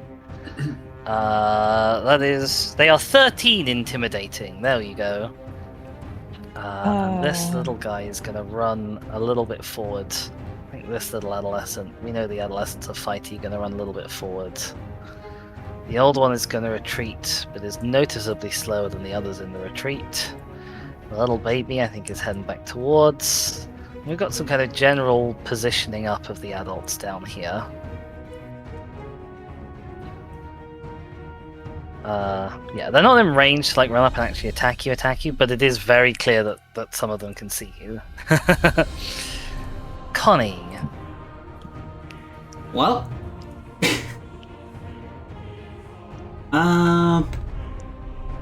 seems like things are about to go off, so I'm just gonna forget about cover, walk as far as I can towards Hedy. The problem is, you're not within range! Oh no! Oh no. So I would like Connie, to... you were so deliberate in making sure everyone was in plus range. I was trying so hard, but I was like, okay, I'm right beside sorry. Hedy now, but the moment she goes across, I'm not going to be able to follow, and she's going to be outside range. I dashed. I sprimped. Yeah. So I'm gonna hold my action. I'm gonna ready casting Bless, the trigger being that the moment either Hedy or... I almost said Merlin. That's not right. Merlin. Merlin the wizard himself shows up as the trigger for your action. Mimir? No, that's the troll watching over the well that Odin got his eyes from. What is the name of our dwarf again? Oh, Melnir. Melnir, okay. The moment either Melnir or Hedy gets within 30 feet of Connie's gonna cast Bless on herself, on Morwen, and the third person. So just so we are on the same page about how holding spells works. You don't have to choose now what like targets and stuff would be for the spell. If you want to start holding a spell, you will need to expend the spell slot now, even if the spell doesn't go off by the start of your next turn. Just so you are aware, that is the base rules for how holding a spell works. Alright, can I add the caveat that if neither of them enters range before the start of my next turn, I just release it on the two of us? I think so, yeah. I think I'd be happy for that. Okay, then yeah, I give like, she like looks back and forth at the two of them, just like, I need one of you to be closer to cast Blast.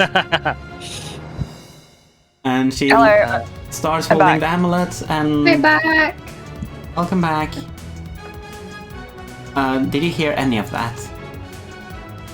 Only that I was Go. not in range, and that you were readying for a certain condition that Yeah, I then I'm readying did. Blast. If either Hedy or Melnir comes within 30 feet of me, I release it on the three of us that are within range. Mhm. It can only target 3 creatures, so... Is that you? My eyes start glowing as I hold my amulet ready to cast a spell. I end my turn. I honestly, actually, with the herd retreating, these guys are just going to kind of descend on their kill. On noms, feast time. Melnir. Yes. I think. Holy moly, that's a long way away. Holy moly, roly poly. Holy moly, roly poly. I think Melnir's just gonna dash and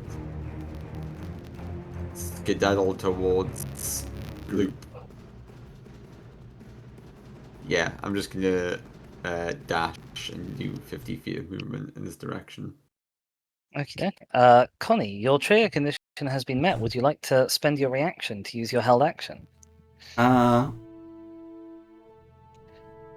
A pulse of teal and purple energy is released and starts lingering on me, Morwen, and Melnir as we're all blessed. Whee! So for the next give you a minute, little assuming I don't green lose dot. concentration, you can add a d4 to attack rolls and saving throws. Sweet. And then that is me done. Okay, look, Hedy, you're up. There's 3 big boiks. Well, there's 2 medium boiks and 1 huge boik.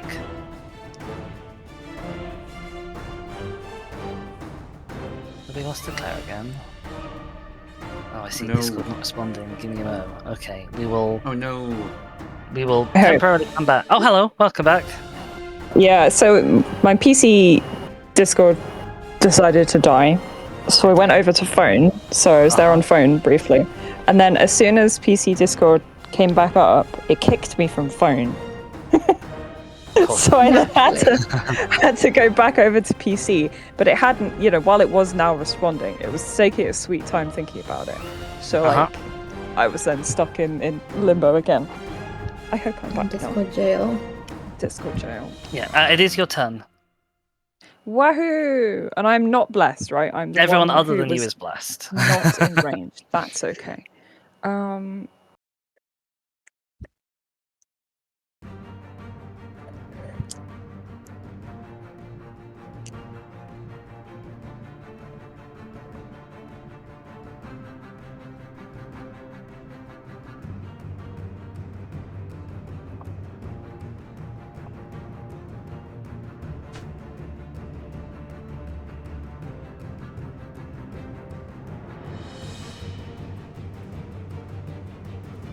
Allow Are you me to still take there? this Are you still moment with us?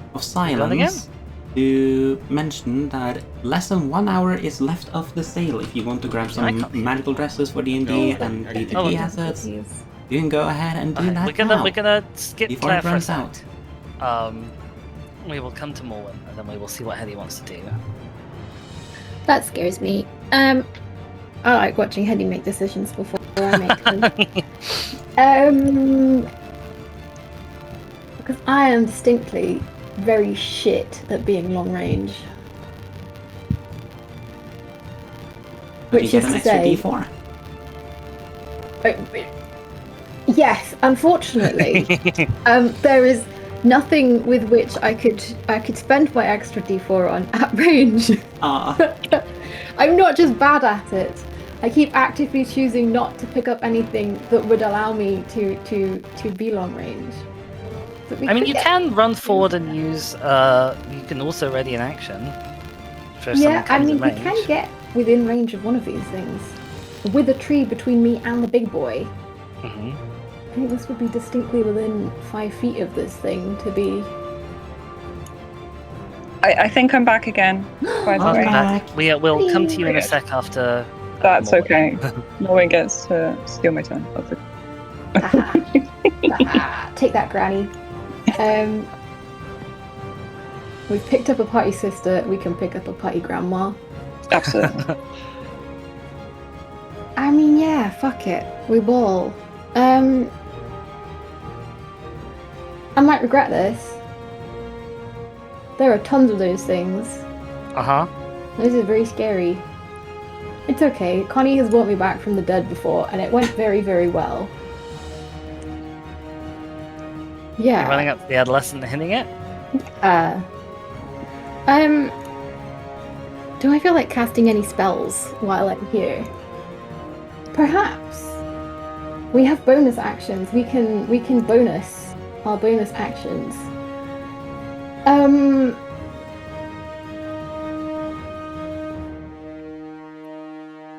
I'm not sure how I trust my concentration though. Divine Smite is just very tempting. Is it just smite? But I have Divine Favor prepared. Come on, let's Oh, get we a. Let's could- get a. Let's get some. Let's get some rolls. We've done. Yeah, yes. We've done. Sorry, I wish I Okay. would super rush you, but let's get a turn going. Uh, Running blah, up. blah, blah, blah. Yeah, I'll just hit it. Sure. Okay. Roll me And a it's plus attack a roll. You have D4 plus to 1 this. D4. Yes. Are 1d20 plus 5 is my regular hit, I think. Yes. And then plus That is a a hit. d4. Well, it's a hit even without the D4. That was d43, which was not what it was, but it's a hit, so it doesn't matter what it was. It wouldn't have been a natural 20 anyway. That's not what I meant to roll. So we'll roll some damage. Yes, please. D8 plus strength modifier is 3. If I'm doing things correctly. That is absolutely not correct on any format.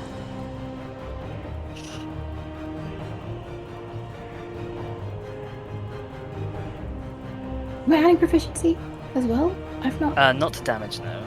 I didn't think so. I'm having a minute here of. There we go. Nice. 9. It's not bad. Damage.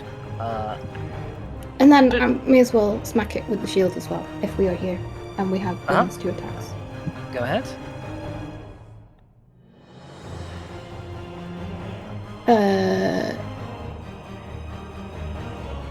I think this was a secondary stat. I had it pulled up on my other screen, so I couldn't move it. Don't switch. Treat the shield as a melee weapon. Yeah, Yes. the I same think it's as using the 2 weapon fighting rules we said, so we're not adding Yes. proficiency to this. Not adding proficiency either. So that would have been a 5, 6, 7 is what that would have been. And then we would have added the 1d4. So it would have been 7, add 1, so it probably would not have hit. No, I don't think it would have. But I also don't think it would have been a 7 plus 1. I think it would have been a 7 7 plus plus 4. your- Right? Plus strength. Well, yeah, Yeah. 7 plus 2 would have been 7, 8, 9, plus 1 would have been 10. Yes. Yeah, still doesn't hit. Okay, there we go. Done. All right, Hedy, we're backtracking. It's your turn. We're backtracking. So yeah, I was distract these three so that we could get at the injured one, but now Morwen's just bomb rushing this They're one. here. They're here. They are here. I'm just more concerned that they'll be able to squish you like a bug. Yeah, maybe. Probably. It's not Oh, impossible. well. They can't squish all of us like bugs. I don't know. There's 20 of them and only 3 of us. Yeah. If it helps, Um, they've probably never met a bug. Then they They've don't got know what their they're own bug squishing. equivalents. Yeah, so I was trying to work out what kind of sound or pattern, like if there's more. Okay. So the thing about minor illusion, right? Huh? The image of an object cannot be larger than a 5-foot cube. Yep. So I could definitely only make the image of one of the little frilly 6-limbed pack creatures. Yes. But I could potentially make the sound of a whole pack of them, right?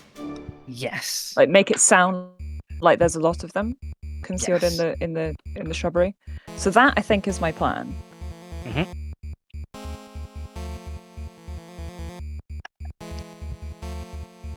Okie doke. So you're using your action to cast minor illusion to make the sound of the pack of them somewhere in the shrubbery.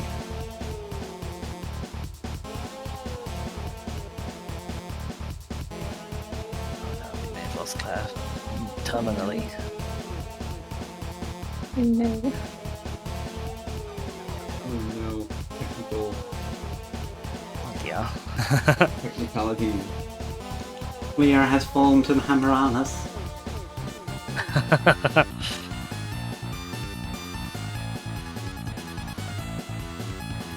I am going to tentatively skip forward and say that that's what she's done, and I'll have the herd respond appropriately. What is the appropriate response? Well, this one who's just been struck is gonna hit back. I mean, That's gonna what, be what's thing their number- reaction to the sound? I'm still working it out. Like for all the others, Ah. not sure what's going on. I'm gonna start with this one. He's gonna hit back. Okay. Because has been hit. What? Oh my Oh, bad. hello, welcome. Yes. Okay, You're how doing much did you illusion. hear? Minor illusion, make a sound in the shrubbery. Minor illusion, make a sound in the shrubbery. I want to sound Yeah. like as large a pack as I can, Uh-huh. and with the sense of potentially even the reflected noise of the hammer's sonic booms off the frill. Obviously, it won't deal damage, but like, I think I might If- class that as 2 sounds, 2 separate illusions for the 2 different things. yes, yes. So, are you moving at all? Nope. So it's within 30 feet of where my current position. Oh, fucking Discord! Why are you? Sorry, okay. We still hear Right. you. We still hear you. One of still them's hear gonna me? wallop. Yes, we Yeah. can. One of Oh. them is gonna wallop Morn. Jesus Christ. That's a 23 to hit. Yeah, I'm hit. Uh, Shock horror. find the dice.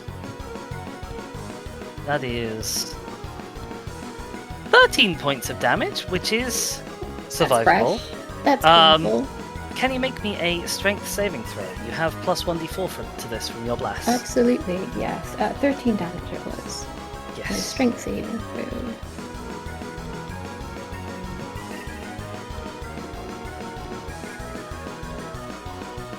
Plus 3. 94. That is a pass. That's Congratulations. a 19 The thing, total. it hits you with its head, and it for a second it nearly like strikes you to the ground, but you are more than sturdy enough to absorb the hit, even if you take a bunch of damage doing it. And then I think you're going to get an opportunity attack as this one moves away. Boop.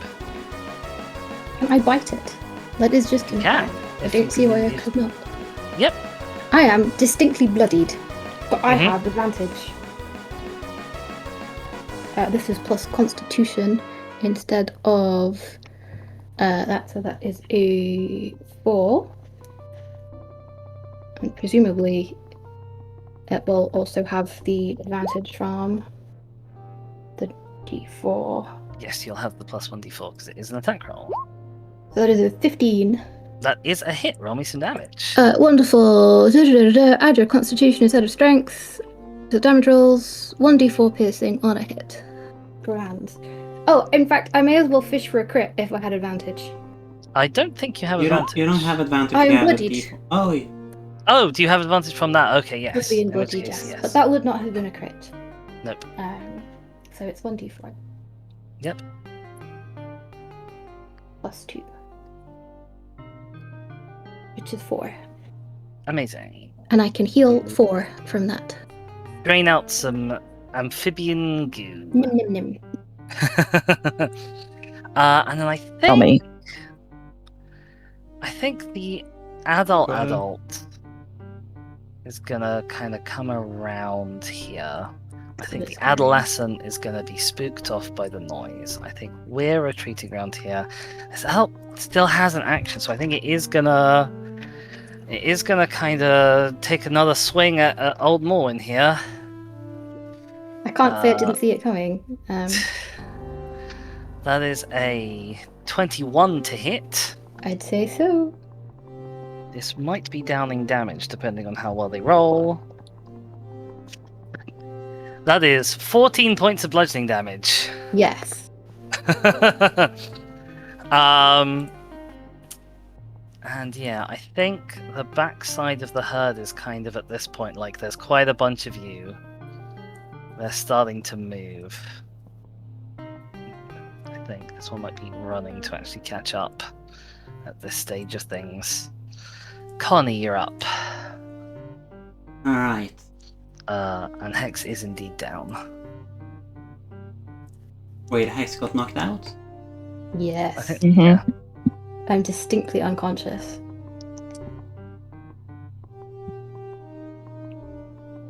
Oh, my plan was to like briefly dip in and hit it with the vision, but now healing needs to be done. I got death saves. She does have death saves. I mean, I can cast Spare the Dying at range as a bonus action, so you're not gonna be allowed to do those on my watch. No death saves allowed. Okay, I'm gonna stick to my plan. I'm gonna move 4 feet just to barely be within 30 feet. Or you're going to hit that one and not the one we're targeting, which is I mean, Which is right at the back. right at the back. Yeah. Okay. Yeah. that is yeah, yeah. significantly more than 30 feet away. All right. And this one is a bigger Oh. threat right now. I take your point. I'm gonna hold out my amulet and spend my channel divinity Mhm. on Path to the Grave. And I imagine this looks like Right. Conifer's eye starts glowing the purple and blue that it does with Eyes of the Grave, and then the eyes of the Hammerana starts glowing in the same way Spooky, spooky. as it Oh, it's- witnesses its fated death. Oh boy. The first attack until the start of my next turn will have vulnerability to all the damage.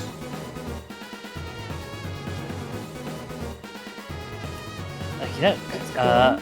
And did you say you're bonus actioning to do a spell the dying? Yeah, I'm gonna spare the dying as a bonus action. Because I can do that at range. Mhm.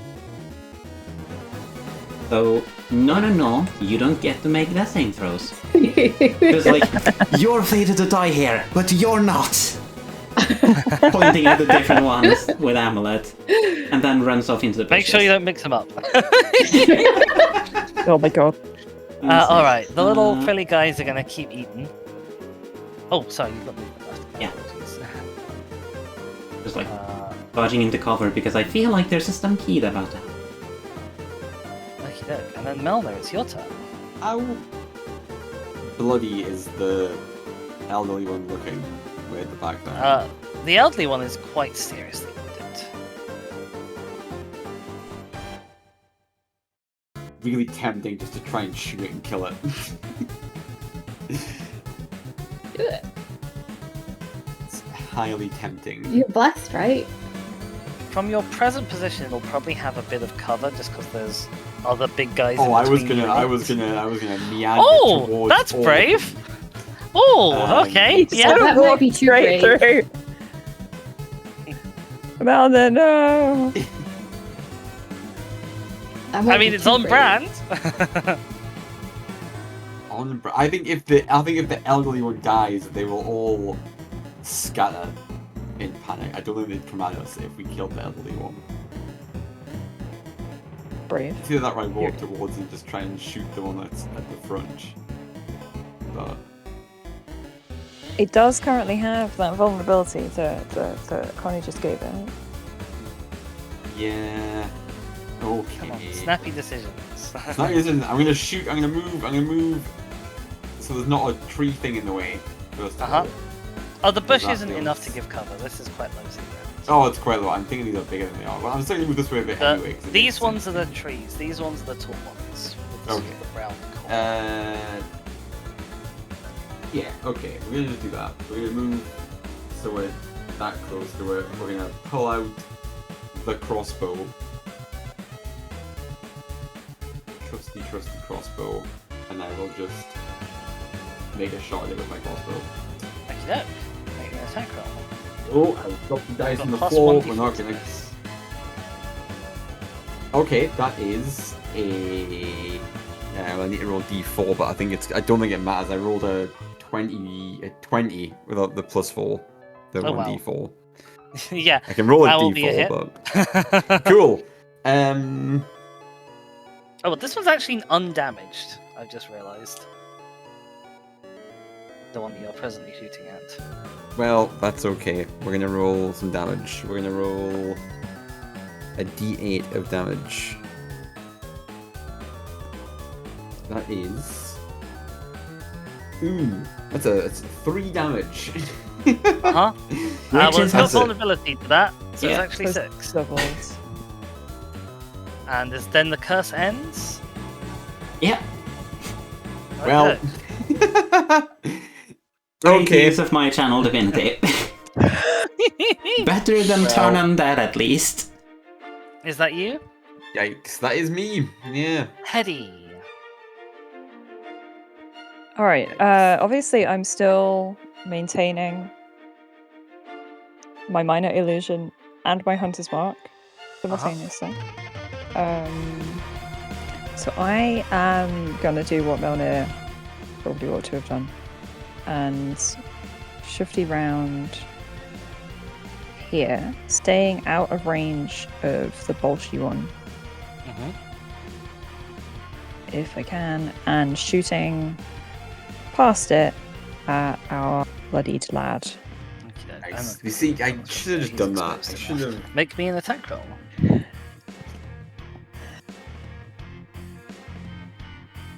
Eight. Is not enough to hit. Do Sorry, your no, 10. 10. 10. It's still not enough to hit.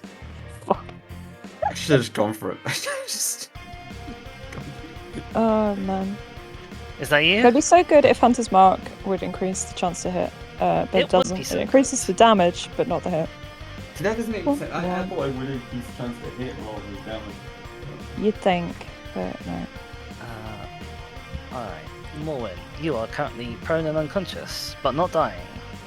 Yay! Herd's turn. I deprived you of the only thing you could do on your turn, sorry.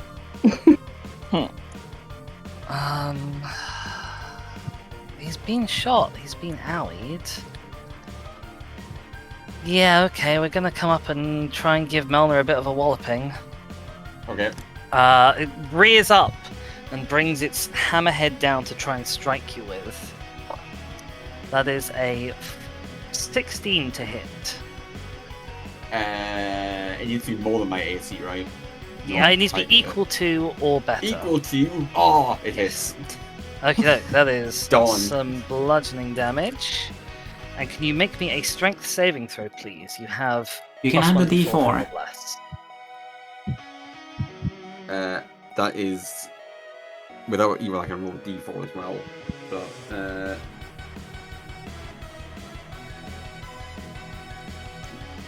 that's gonna be 23. Oh, that's a pass on the saving throw. You will take, please, 13 points of bludgeoning damage. The thing tries to just kind of drive you into the ground with its face. Doesn't succeed, but still hits you and hurts you. Yeah. I'm hit. And then we are having the rest of them kind of moving off, I think, at this stage. And yeah, probably most of them are running. The baby's definitely running. Deep. This works, Uh, kind of. Connie, you're up. Get up, and get down. So I remember that I can cast Healing Word as a bonus action as well. Because that's just how the spell works. So I would like to cast Healing Word on Morwen, and because of my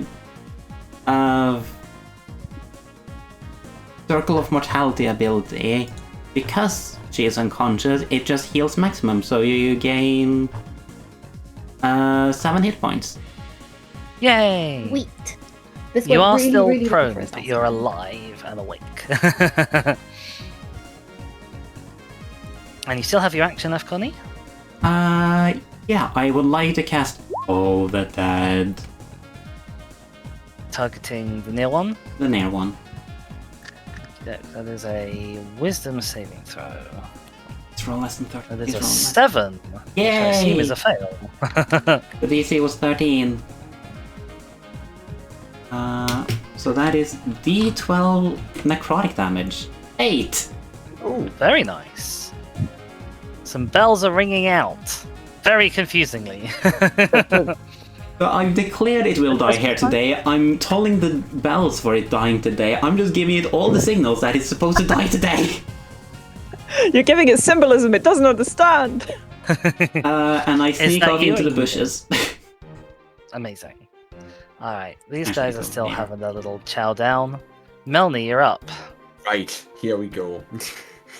First of all, I'm going to use my bonus action to second wind and heal myself up a little bit. I get 1d10 plus my level worth of healing.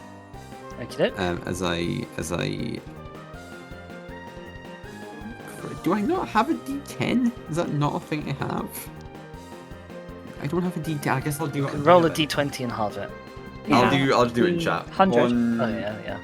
Rolling 1d10. Whoop, is that right? Slash Is it R. You need to slash at the Oh front. my god, I don't do it in here. Oh, I've got an actual dice to roll.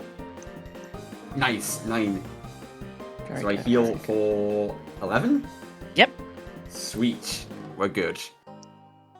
And because this was now in the way, I would love to shoot the other one with a crossbow, but it's a bit, there's kind of one in my face. There's one in your face, yes. It is in my face, so I'm gonna just take a swing at the one in my face. Mhm. And that's gonna be on dice. Oh, that's a nat 20. Oh, nice. Roll again to confirm. Yes. And remember, you still have your plus 1d4 to this. I do have my 3-4 still, don't I? Nice. Okay. That is. Well, I'm rolling, so I'm just rolling another attack roll. Yep. Is that right? So that is 14 plus a d4. That is 18. That is a confirmed critical. Roll twice as many dice and add twice as much modifier. Oh my to goodness, roll. that's so many dice. Okay. This is when I should have used Path to the Grave.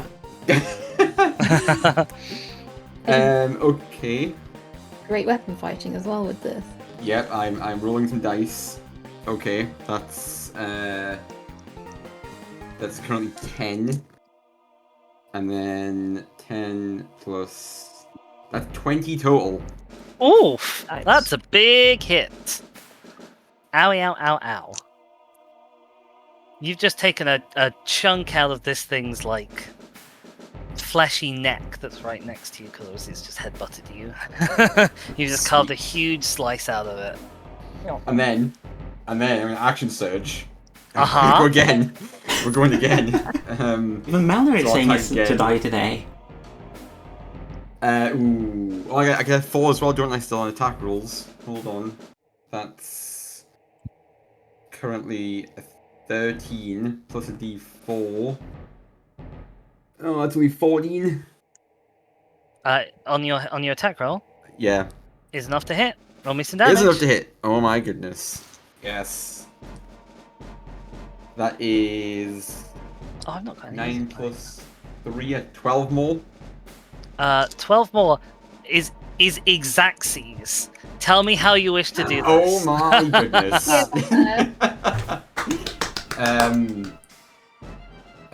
We're just gonna. It's got like, yeah, just bring the mighty two-handed sword down its head and just cleaves it in twain. Oh wow! Its head is Right just- through the boniest, hardest bit. Yes. I love it. Hang on, we need a sinew. Colossal. We can do that after. You need the We guns, can- didn't you? Yeah, we can get the guts, right? It's. I think the guts are fine. Yep, cool. Pow. Wow! Great job! Wow. Fantastic job. 10 So out of good. 10. Cool. Nice. And then, I mean, just in case, I will maneuver around it in case there's any chance we can make some shots at the elderly one. I love it. So You've not had your like fill. my 25 feet, and then I'll stop there. Heady, you're up. We're gonna have to get 2 humongous beasties home somehow. We did not account for this. One of them weighs more than the 4 of you can lift combined, and you've got I two. know. of them. Yeah. I'm thinking we push them into the river, tie a rope to them, and then like punt them home. Anyway, I am gonna follow up Melnir's turn probably by doing something really underwhelming and shooting at the old one. Uh-huh. Do it.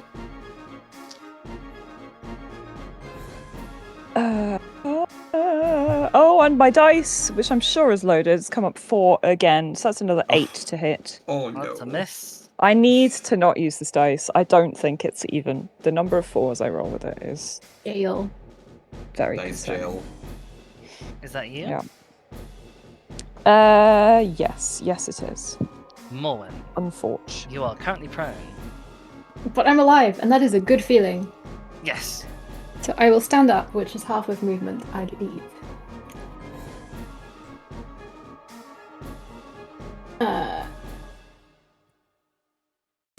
Yeah, so we can still wander over to Hereish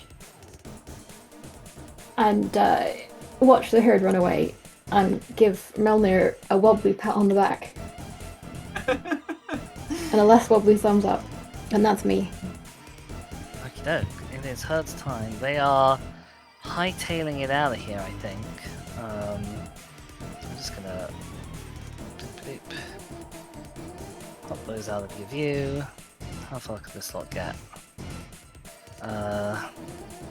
Yeah, they can kind of almost get off screen as well. Yep. Okay, they are. This lot are all darting away. As quick as their massive legs can carry them. And as for the elderly one, he's going as fast as his legs can carry him. It's just not quite as far. Connie. I like give a shout to Eddie. Do you still want to get the old one? I mean, I'm sure it wouldn't actually take very much to finish it off, so we might as well. I just keep freaking missing because Alright, nobody else is planning on I dying? suck apparently. Nobody else is planning on dying. Just making sure What's today? before I spend my last spell slot. Do it, blast them. Okay, Demonstrate to Malshore that we are actually useful. Lightning Bolt. Oh no! Oh no! Oh no! It's a nat 1 for a total of 10. Right. It's not a hit. I'm so sorry. Oh no! Guiding Bolt has never dear. done anything. That one. In the hate history of Guiding Bolt. D&D. Oh my goodness. There is that no you? guiding in the guiding bolt. Oh no. Hang on. I can't cast Toll the Dead now. You need something as a bonus action, whatever it would be. I can spend Spare the Dying on the one we just killed. I end my turn. Okay, Oh, what a waste. Munchie's happening up there. I think they've probably noticed that you've killed this one, though. Oh Fall no. off. Melny, you're up. Right, Melnia's gonna. Is it in any sort of cover, or can I get a pretty clear You've got a pretty clear shot from where you're stood. shot? Like Okay. a little bit of it's behind that tree, but it's so huge that it can't hide Okay. behind the tree. We're just gonna crossbow and take a shot. Mm-hmm. Here we go. Melna takes down 2 in one day. Ooh, that's a nat one. Oh, Ooh. Is that Melnia you? fails to load the crossbow into the crossbow, and drops on the floor. Melnia holds the bolt and fires the crossbow. Yeah, and that's the turn done. Yeah. Henny, Oh you're up. dear. Hetty is desperate to try and freaking land a shot. So my dice is in dice jail. But an 18 will hit, right? Yes, it will. Roll me some damage. Yay! Thank God for Digidice. Digidice don't betray me. A D8 plus 2 piercing damage, but I've got the effects of Hunter's Mark, so we add an extra D6. Nice. Yeah, Oh, 11. 11 piercing damage. It's not enough to bring it down. Oh. Oh. But you've lodged an arrow somewhere in like the top left of its second pelvis. Although if the legs are actually like what ribs have grown from, maybe it doesn't have a pelvis. I'm not certain. Yeah, I mean, if they're arms, not legs, then it would be We're pectorals improvising anyway. skeletons as we Who go. knows? Is that you? That is me, yes. I don't have any other bonus actions. Morwen, you up to anything? Well, we have those guys look like they were the pack looked like they were eyeing us up. Mm-hmm. Can I just make a mighty racket with my mace, my Morningstar, and my shield, and try and convince them to bugger off? You absolutely can. Make me a charisma intimidation check. I'm not too bad at those. How not too bad am I at those? Too bad. Pretty fucking bad. You Too successfully attracted all of their attention, and they are all looking at you with their little froggy amphibian eyes. That's me. Okay. How far away are you? Oh, I did not mean to grab and drag him. Oh no. Sorry, what? To measure. Did you say you are grabbed a still dragon? within- Grabbed and dragged him. Dragoned. You know what? One last hurrah. He does his final dash action of his life, probably. And gets right up on Melnir's face. Oh. Connie, you're Oh. up. Oh good, I wasn't sure how I was gonna hit him otherwise. Get him. Finish him. Alright then, I'll try and be cool about it. And possibly a bit cruel. I drop my shield, Uh-huh. grab my quarterstaff and cast Shillelagh. Uh-huh. I'm gonna hit him. You can go bonk Do him. it. Do it. Make me a Someone's bonk roll. gonna hit. More hits. More hits. And wait, isn't Shillelagh... Does Shillelagh only add to the... Oh no, wait, because it's a racial thing, it uses my charisma. Got it. That's why it's weird. Yeah, it changes your... 12 to hit? Is a miss. No. I throw my staff run into the ocean. You bonk it on its noggin with your stick in exactly the same spot that Milner just carved clean through its skull with his sword. But unfortunately, as mentioned, that bit is solid bone.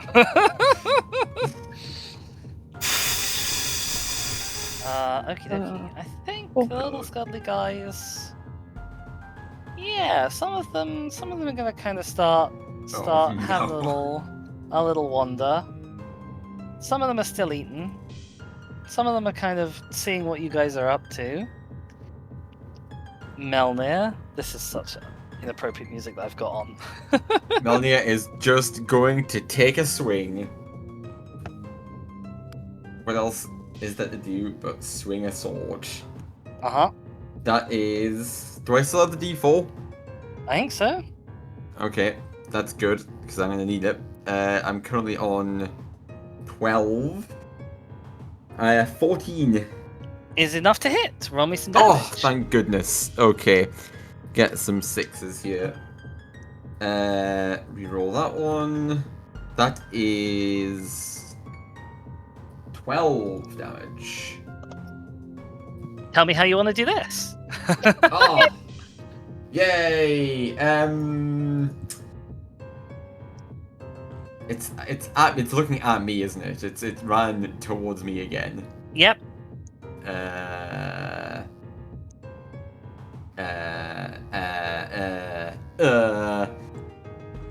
A nice horizontal stroke right through its mouth section. Oh, Rah. very nice.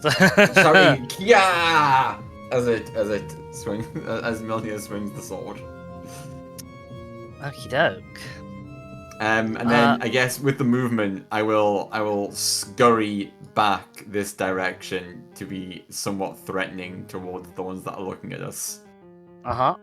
Just because I fear they may run at us, so I'm going to scurry in that direction. Arms in the air, going Wah! As I run forwards. Hetty, you're up. Yeah. So, I don't think I have to have killed the target of my hunter's mark to use a bonus action on a subsequent No, turn you to do mark a not. new creature. It just needs to have died while I am concentrating on it. So I'm going to move my mark across to, I don't know, one of these little guys. Uh-huh. 90 feet range, which I think means it could be any of them. So I don't know, I'm just going to pick that one, yeah. And mark it as my prey, Uh-huh. and then shoot at it. I mean, it doesn't even matter if I miss necessarily, if it dissuades them from advancing. Do you want to any come out further. from behind the tree so it doesn't have cover? Yes, I will do that. That would be smart, wouldn't it?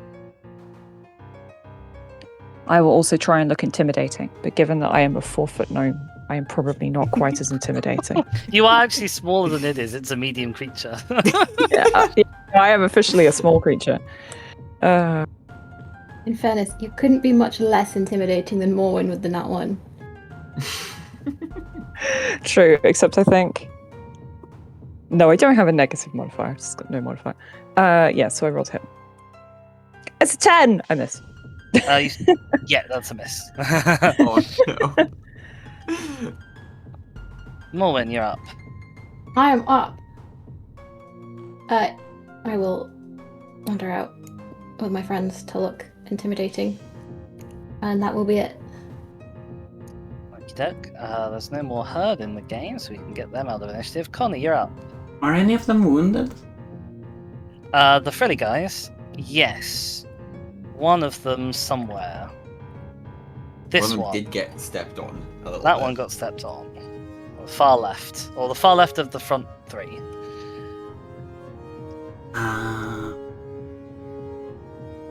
I can't move far enough to hit it. I don't think we necessarily want to. We can just want to I mean, dissuade them for from- science, I mean, we could kill one. Yeah. Yeah. But For I was sure. mostly just thinking that killing them would be more frightening than just trying to frighten them, but since I can't do that, I'm gonna cast Thaumaturgy and scream at them, trying to scare them off. Amazing. It was like, no, this kill is ours. What do I roll for that? I'm actually not going to ask you for a roll for that because these guys are going to have their turn. There's been some pings, there's some yelling, you're obviously noticing them. They're going to kind of scarper backwards on their turn. My question is, are you planning to follow and engage, or can I drop you all out of initiative and these guys can have their snack and you guys can work out what to do with your big snacks? Yeah, I'm good to start fighting. I can't heal Yeah, anymore. I don't think we need to pursue. I think yeah. think- That's Okie doke. Marvelous. Right. You're out of initiative. These guys get back to their snacks. What's left of it anyway? You have 2 enormous corpses to deal with. Mistakes were made. And we've got 7 minutes for you to work out what you are doing with them, just so you How know. far from camp are we? How long of a trek back to? It was Camp 2 hours together. getting here. Oh, okay. It's along the It's not river. even like we can go back to camp and get some help to drag these things back levels of. They will Yeah. probably be eaten if we leave them. I have an idea. Do we know if the logs from the sponge moss trees are buoyant? They are buoyant. Yes, they are. I They're like- not as buoyant as like you might hope because they are still quite damp and waterlogged, but they are technically buoyant. Like, we could chop down, like, a couple of them and just tie them to the Hamaranas to add a tiny bit more buoyancy.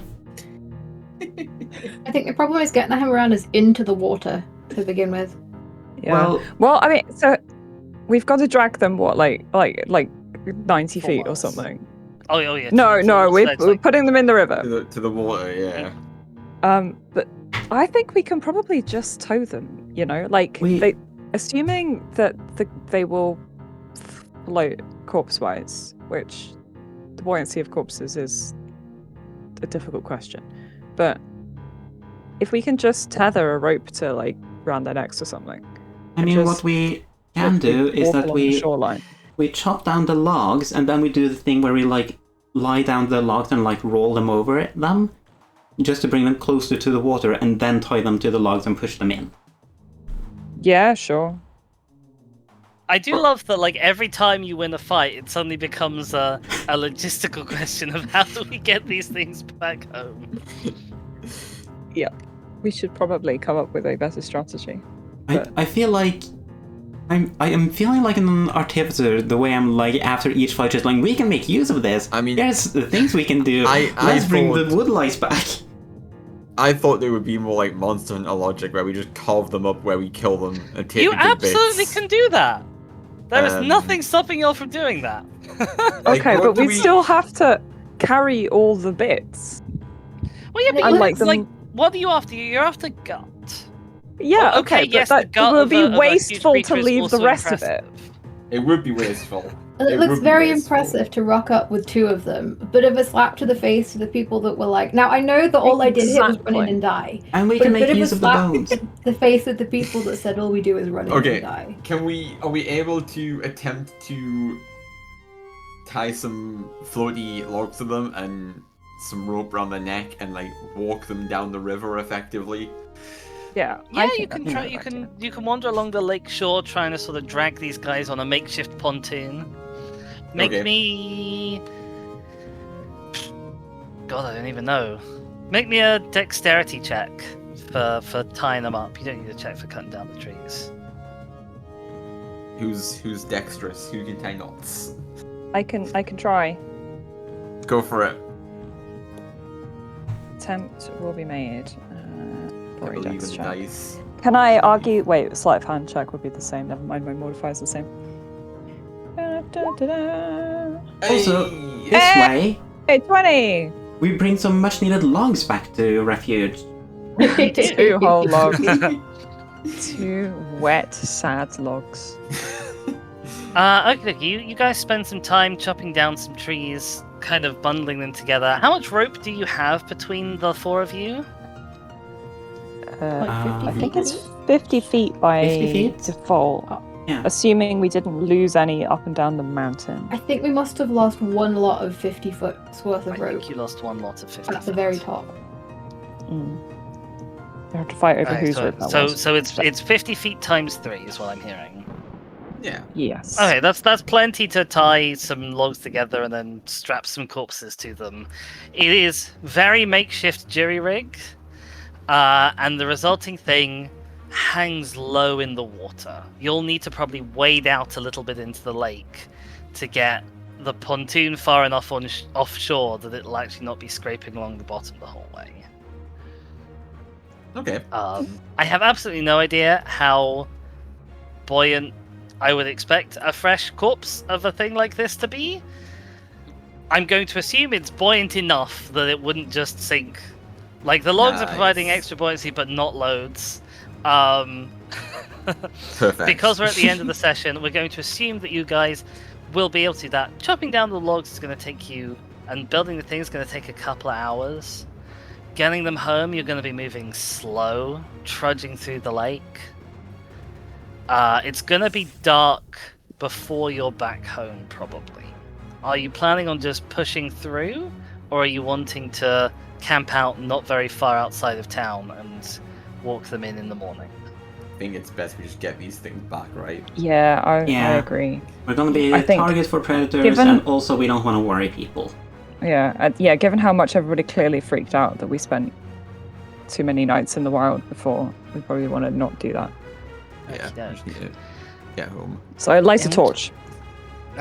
In which case, I will ask everybody for a Constitution saving throw against the effects of exhaustion. I can't. How long does the bless last?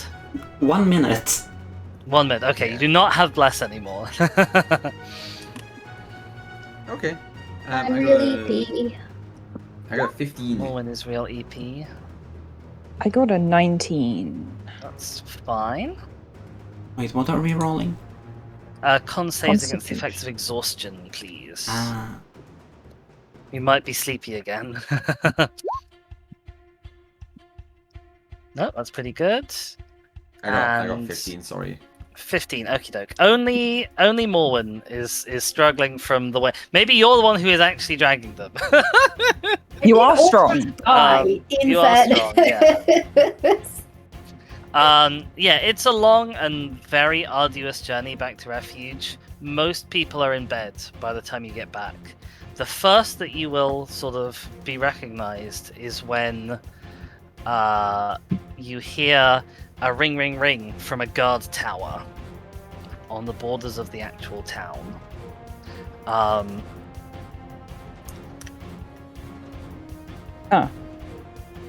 And that is where we're going to leave it for the day. Cliffhanger as we're about to get feathered. Shot full of arrows as interlopers. Yeah, thank you everyone so much for being here. I hope you've had a lovely time during today's session. The last remaining thing for me to do is task you all. We're going to start with Claire arbitrarily to give me a vote for who's going to have inspiration next time. Melnir, hands down, no question about it. He got both kills, which is awesome. Thank you. Breath? Oh god. Just say Melnir, you killed both of them. You're 100% allowed to vote for yourself. I don't like to. It feels a bit. I'm going to give it to Connie for the saving of Hex's life. That was She very got important. bonked, 'cause that is an important part of the Definitely day. helps. Yep. That was actually Um, that was more important than you know, because the thunder shockwave effect that they have is an auto failed save, obviously if Hex is down. But they also have a trample like overrun attack, which lets them hit 4 times against a prone target. Um, no. Well, come on in, Raiders. We are just finishing up. I Just apologize, packing but up. you're about to hear people say nice things about each other and what the things they've done during the session are. And we're going to go to Shaskor. I'm gonna vote Melnir for starting the whole siege weapon project. Yes, the siege weapon. This is the way we did this. I kind of forgot what we were actually doing. Yeah. The scorpion. Yeah. And that just, I think, leaves Hex. What have you Melnir for starting it and for killing 2 things in a row? Although, thank you for saving my life, Connie. I like the fact that I cast Spare the Dying first, and then I realized, wait, I could have just used Healing Word. There was no reason not to just use Healing Word to start with, but I just forgot. As a pure curiosity thing, if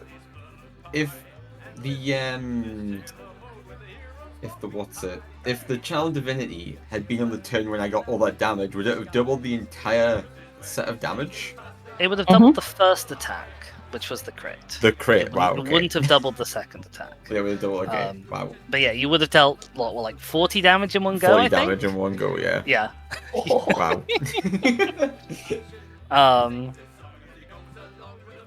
But yeah, so Wrath, next session that you are here, you will have Inspiration 4. As usual, I will be use it during that session or lose it at the end of that session.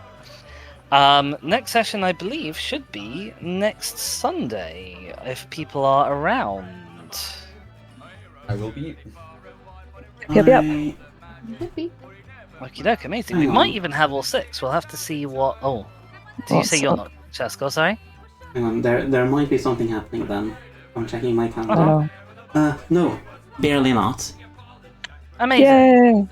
Well, we will hopefully have a full 6. Obviously, if things come up, that happens. But I will see as many of y'all as I can next Sunday. Before we go, do you all want to tell people who you've been? Can I start? Because there is a little time-sensitive matter. Oh, absolutely, yes. You know the sale I've been mentioning through all of these streams? Uh-huh.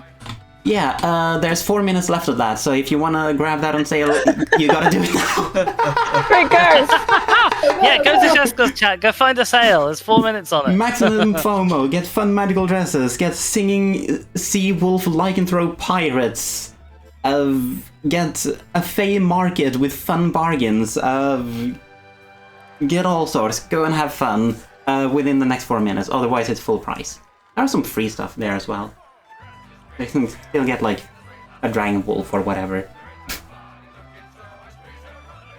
But yeah, I'm Shaskor, that's what I've been working on this summer. Bye! Uh-huh. I mean, I'm still here, but yeah.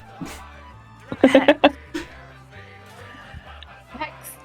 I am sometimes live on Twitch, spinning or doing silly things with Wrath at Hexenheart. That is me. Wrath? Oh yes, I am Wrath. I'm playing Melnir. I am on Twitch at Squishy Shark. I'm gonna say that I will be live Sunday mornings from now on playing Bloodborne. Ooh. Ooh, Exciting. I am attempting to stick to that. I'm also live whenever the whims take me. I'm playing other things. But yes, I will try and be there on Sunday mornings doing Bloodborne. As a sort of pre-this kind of a thing. So yeah, catch me there. And that leaves Claire. Last but not least, it's me. I'm Claire. I'm quiet as one. I am live on Twitch 3 times a week on Tuesdays, Thursdays, and Saturdays, subject to alteration, like when we had builders in this week, which threw me off massively. But anyway, I am currently playing Elder Scrolls Oblivion Remastered. We are about halfway through the main quest line, which I've been putting off mightily, so I'm really over leveled for it. It's been good stuff. Also can confirm that Wrath's Bloodborne stream this morning was very good, and I am looking forward you. to the next one. So yeah, Thank you. It was a good time. good stuff. And finally, I've been your DM. I stream on At This Demise. I'm here every Sunday doing this. I'm here most Saturdays doing a co-op stream with Shaka, who sadly couldn't be here today. And other days as they fit in around my work schedule. Thank you everyone so much for being here. Shasko, you are also live. Do you have a raid target in mind that we can go raid out into? I do not. Except for the lovely, this for the mice. Ah, well. But I think they're I about to do head not- off soon. I am, funnily enough. I don't have a particular target in mind who I follow already, but there are various people in the Dungeons and Dragons category. I had a little glance. There is somebody who goes under the name of 666 Red Dog, who is doing a D&D stream, and has all the appropriate tags if you fancy, or we can just call it a day here if you don't fancy going and saying hi to strangers. It's up to you. We can do that. Okie doke. I will put it in. I'm looking at it. Amazing. But yeah, I guess I will potentially see you over there. Yeah. Do these. Okay. Alright. See you soon. Bye. Thank you you everyone so soon. much. Bye. Thank you. Bye. Oh, Bye, Dizzy. what a day. And with that, today's stream is coming to a close. That is the wrong button. I wanted to hit that one. And close them so that you don't see them. I don't know if anybody actually went. There's 33 seconds left on the sale. If you want to do it now. Go check it out.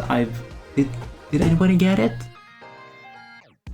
Let me see. If I just like grab that and refresh it. Nope, it's still the same. Well, there's always next time. Anyway, the raid is about to go now. Ivan Shaskor, thank you so much for. Oh no, wait, no, that. I said the thing saying that like raiding with 2 viewers, and I thought it meant like 2 seconds left. Anyway, thank you so much for coming by this little corner of the internet. I'm Shaskor. I'll be here again next week. The sale has now ended. Bye bye.